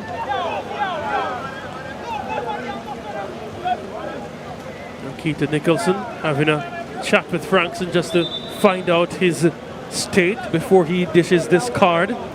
Gibbs left in the worst for it as well. Well, maybe knowing a yellow card is coming, doesn't want to get up. The referee wants to give it to him when he's on his feet. The only way he'll probably give it to him is if he's going off on the stretcher, then he'll just walk over to him and give it to him. But yeah, was a bit out of control. Those type of challenges, you don't want to see them because, you know, feet leaving the ground and going in. Just over dribbled there, Gibbs. Needed to have released that ball earlier. Yeah, the yellow card now shown. In the 73rd minute, United. Which way will this pendulum swing? If you were to put your money on it, not say you're a betting man, but I guess you can play it a little bit figuratively. Far from, but based on what I've been seeing, well, it's really hard, you know. It's been a game of moments. I can't say that either team has really outplayed the other. It's really been who's taken the moments. I think we've seen, we spoke about it, well, I'd mentioned it at the beginning of the second half. After this, here's the delivery, here's the shot! And it was going straight to goal. Marco Thompson had to make a save. Well, I don't think the referee saying he didn't make a save. Nelson wanted a second opportunity to worry Montego Bay, not getting that opportunity with that. I have to say, I talk about at the beginning of the half that Mobe would have hoped that this game, and the cliche around football being a game of two halves, would have come to the fore. Certainly has for them, because you say not outplayed, but the first half, I think Molynes were certainly the better team and was good value for their 2-goal lead. Mobe didn't create much at all, if any. I didn't worry Dane. I can't remember Dane having to make a serious save, but they've certainly come in the second half and has scored 2 goals and look good going forward. But Molynes still is a worry because they've had some decent look-ins in the second half. Here's Daly for Mobe. Couldn't find the pass. Players starting to slip. Tariq Wilson, hounded by Daly, gave him a petulant slap as well. Yeah, I didn't like it. But everything to fight for, Wilson. They're not going to just allow you to roam about.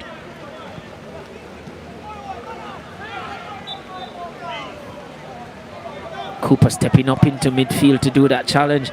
Maybe need to just ask or communicate a little bit more, getting his midfielders to do the work. Daly is one that they're feeling is not doing as well as. Coming in, that's Tamar McLaughlin and number 14, Sergina Frankson, coming off. And Frankson coming off. 21, that's Dane Murray. He's being replaced by number 5, Enrique Gordon. Probably fresh legs when you think about Murray, because Murray has had a decent game, has some really good service in there, but maybe just the legs going now for Murray. He's being replaced by number 5. And Enrique Gordon comes in. I'm not sure as a defender, but used a lot as a defender. Here's a chance! Oh, that was across the line. That should have been a moment for Molynes. That should have been the lead back with Molynes. Unbelievable. Okay. Yeah, okay. Not as good as his countryman before him in terms of finding the back of the net. But that certainly should have been 3-2 to Molynes. I think Thompson was beaten and Mobe just allowed that one to run. Just look at the defenders thinking that was going out. There was literally no recovery run or tracking back from the defender. That certainly should have nestled in the far corner.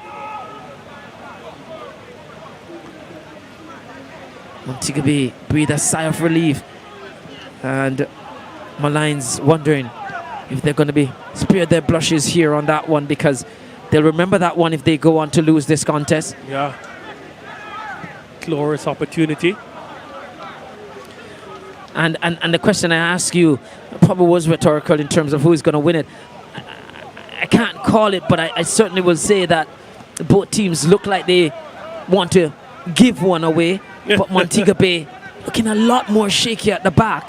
Here's Wilson off the bar, and the offside flag was up against Nicholas Nelson. Just as I said it. I mean, it's not a commentator's curse, because I was saying that was what was happening with Montego Bay at the back. 6s and 7s, 8s and 9. Call all the numbers you want. They're all over the park here at the back. And just now with that shot, Thompson was begging to the heavens, and his best friend bailed him out the crossbar. Another goal is certainly in it, that much I'd say. And I guess I can't be wrong either, because if it goes to penalty, then there's I feel there's have to be a goal. Penalties that you enjoy. Yes. Daly giving chase here. Good work to thwart off the danger from a Molynes perspective. Sterling, gets the pile. And that will be on quite a lot of statuses, I reckon. Reels will come out for sure. Yeah. Nigerian getting a taste of Jamaican skill set. Was that Samson okay? Yeah. Seems as if he's losing his hair. Well, it's adding insult to his thing, you know. He missed an open goal and then had to deal with being trimmed. The guy Sterling kept his here. Here's a free kick for Molynes, and that could be dangerous, you know. Yeah, this one could be dangerous. Yes, let's just have a look. Here's the chance. Yeah, lovely curl on it. Was yeah, totally bewildered. He didn't understand what was happening. And yeah, it was Wilson looking for his second and his third in the Popeyes Challenge Cup. Not far off from it. Guess what? He's standing behind the kick as well. And why wouldn't he after that attempt from open play? Maybe he's thinking he can do better with the ball from a stationary position. Well, we've seen Mbappe score from a set play. Here's Wilson, straight to the keeper! What a strike!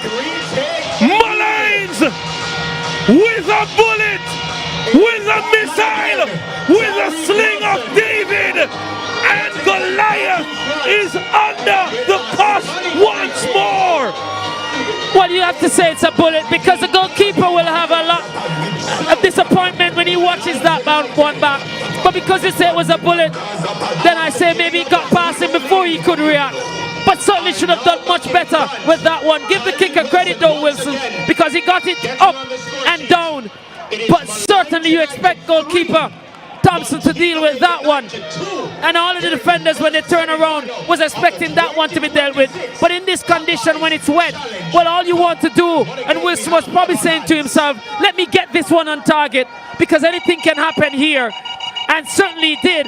That one went up and down and straight through the hands of Thompson. And Montego Bay, the outfield players, did so well to get back into this contest. But get it what? I don't mind that, because it makes me look like a genius, and, you know, being Jeremiah the name, maybe a prophet. Because I did say Montego Bay looked the likelier to give up a goal. And right on cue they just did. And that was literally giving up a goal. The goalkeeper has been suspect, of course, just a few moments before. Had no idea whatsoever about that shot from Tyreek Wilson. Was waving as if he was missing a bus. And Mobe must go again though. But like I say, they will feel like they have a chance to get back in it. Last 8 minutes will be frantic. They must be thinking penalties now, Mobe. Let's see if we can bring it there, because right now they're going out of it.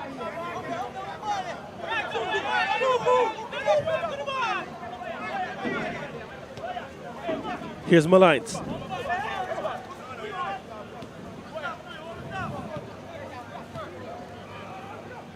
Good triangulation. Here's a delivery. Samson Oke! Yeah, was offside. Yeah. Boy, would he want to get on the score sheet having missed that one. But so far, Wilson has bailed him out so that his miss is not going to be the biggest talking point in the changing room at the end of this one. If it stays like this, that is. What can Montego Bay United do in the final 8 minutes of this encounter? Well, if you ask any of the Mobe players, if having trailed 2-0 at halftime, if with 8 minutes to go, they would have just one goal behind and a chance to stretch this game further. Will it be one goal after this? Here's a delivery. Livingston straight to Sterling. Probably would have said, yeah, we'll take that with a chance. But having gone 2-2, probably say no. It's a big disappointment to be here now. Nelson Odupe. Livingston cuts the shot off and he spilled it. And Nicholas Nelson couldn't get the finishing touch. Marco Thompson not really being sharp in front of goal. We did in front of his own goal. In goal, I should say. Yeah. We did mention Corner League earlier in reference to Soccer Express, but here's a big opportunity that's given away. Yeah.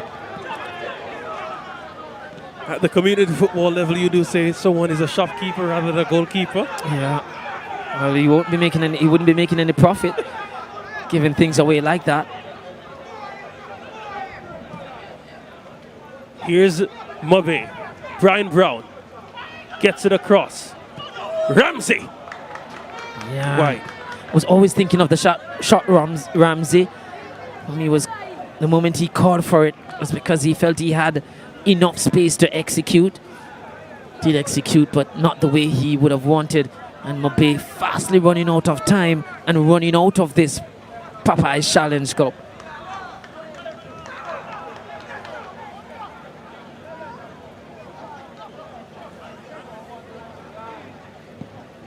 Deny with the clearance. Whistle on the play. Another change being readied by Virgo in the Molynes dugout. Yeah, they're looking to see this one off. Just want to shut Montego Bay out. 6 minutes, but it's time to be added on at the end of this one. Montego Bay needs a goal. But first they want to get possession back from Molynes. Here they come, Molynes. Good turn. Nelson still alive. Can they finish? Samson cut down once more. Is it the Nigerian again who Yes, misses that one? Well, it seems he could have been on a hat-trick.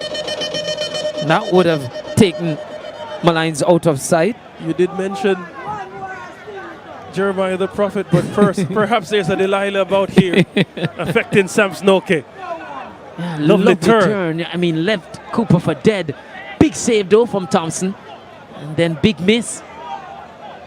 Well, deflection. So you'd say Spears blushes there. Molynes. Corner kick for them. Can they put some real gap between themselves and Montego Bay? Here's the delivery at the back post. There's problem. Marco Thompson had to make the save. Seemed as if it was going to be an Olympico, you know. Yeah, that one. Not sure it was dipping under the bar, but again, it was Wilson looking for his hat-trick direct from the corner kick. He's not going to try to cross-to-tate this one. He's going to see if he can get onto the end of a service. Livingston going over. Has been a really good watch, a lively contest.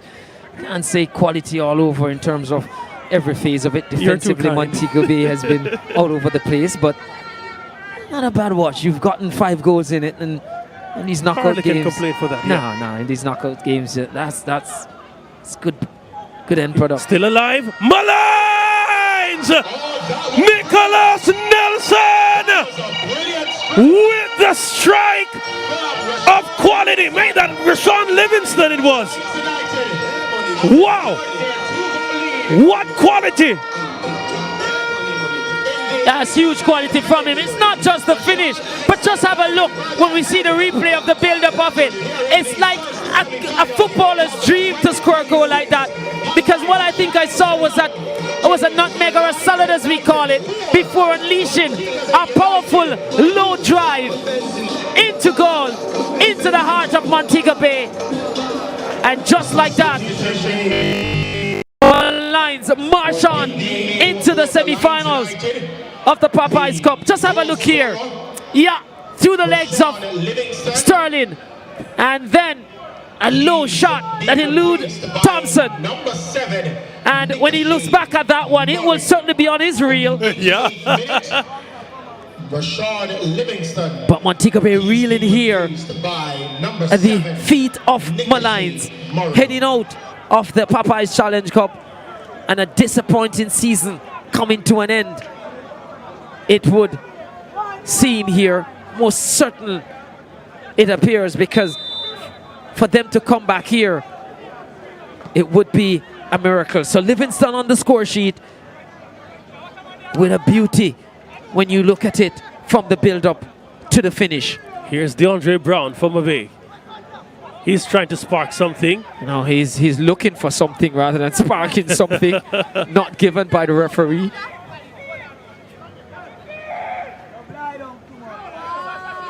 Epitomizing his game of much of nothing. Cooper needed to make that challenge. That he did. But Molynes running out of time. Fast as well. Molynes certainly, from the opening whistle, did seem the team, well, certainly not seem, but started quick of the two teams out of the blocks, and certainly was good value for their 2-goal lead at halftime.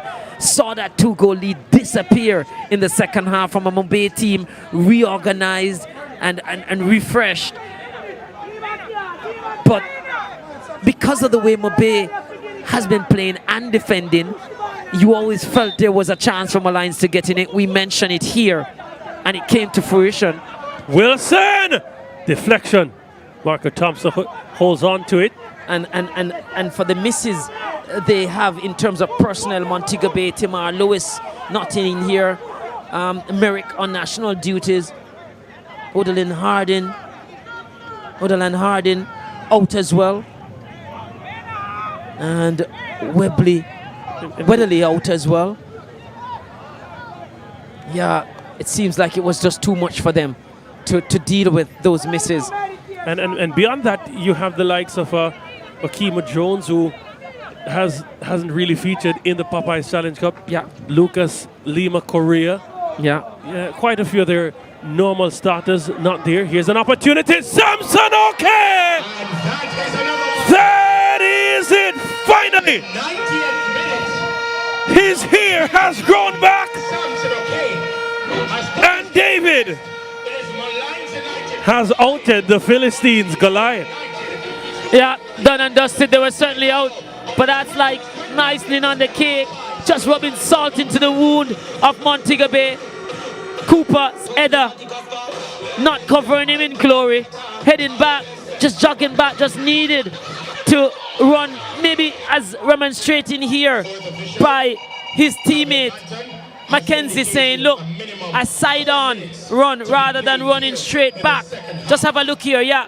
Well, he did get a bit side-on, but maybe his initial movement was not causing him to cover enough ground to get back to have a header going forward. Always easier to run on a side-on than straight back. And, yeah, Samson took advantage of it. And Molynes embarrassed here by Molynes. Fourth time they've met this season. Molynes getting their first win against them. 3 times in the Premier League, 2 losses and a drawn game. Tonight, they went one step further where it mattered. It seems as if they're hungry for more, you know. And they can get more based on the way Molynes has defended. Like I said, it's just that Molynes were worse off in terms of their defensive display than Molynes. And that much I said earlier. And Molynes, they've taken advantage of it.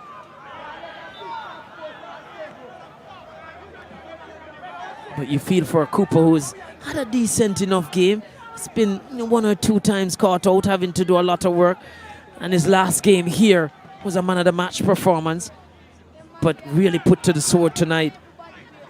Himself and his team by this Molynes team, and up against a really wily experienced customer for much of this contest. Nelson is who Cooper has had to deal with. Wilson goes well high, well wayward. And they feel like they can score from anywhere on this park against this Montego Bay team tonight, Molynes. Huge result for them and a chance to lift their season. They did manage to lift themselves out of the relegation zone and survive. Now they're looking for silverware. How quick can things turn? Mackenzie looks to be where he'll exit. The Popeyes Challenge Cup has been having fine goal-scoring vein of form. But Molynes certainly have booked. You'd imagine there's space. Here's a shot. And that too from Javon Anglin.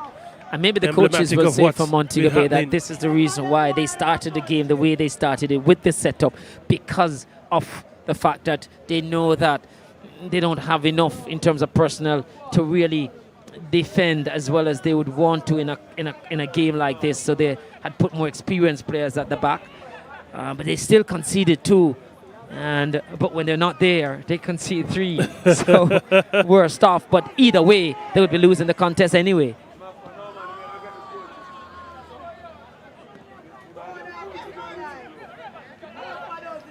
Only 15 seconds left in this one. Molynes happy to play around. I would be surprised you start seeing some keeping up taking place on the park. No, they'll just look to keep possession. You get the feeling, yeah. Just keep the ball. There's no need to go for goal.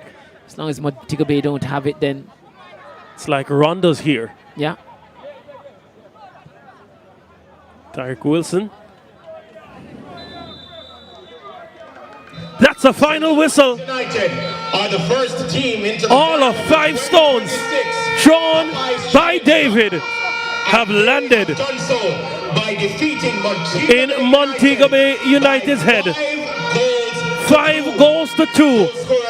The team from the West, second best here. Molynes, they march with a big opportunity to lift silverware. Would be the first for their club. A big moment. The Popeyes Challenge Cup has provided a moment of lasting memory for Molynes. Nelson was in the thick of things. He laid one on a platter to bring them 2-0 up right at the stroke of half-time. But there was a flurry from Mobe. They came back 2-all. But after that, Molynes unleashed. And David in this contest, still alive. Montego Bay United 2, Molynes 5.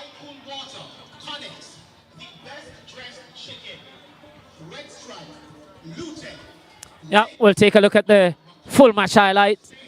Montego Bay, they got this contest going. But it was Molynes who got out of the blocks quicker. And Murray served up some notice earlier that he was going to be a telling force in this contest, looking to link up with his Nigerian teammate. And didn't get that one off on that occasion. But certainly a telling one. And here he certainly found him. And that was a good pass, good cross into the box. And even a lovely finish from Suleiman. And on that occasion, you can't fault Thompson because it was the pass that really created that one. Here's Murray again, looking to create something, dinked in. But you felt Thompson should have called for that one, should have come for it. And Mackenzie headed.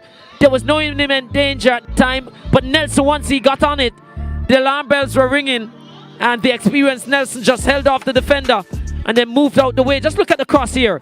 Thompson, there was no threat you felt at that ball gone through. And the header created the moment for Molynes.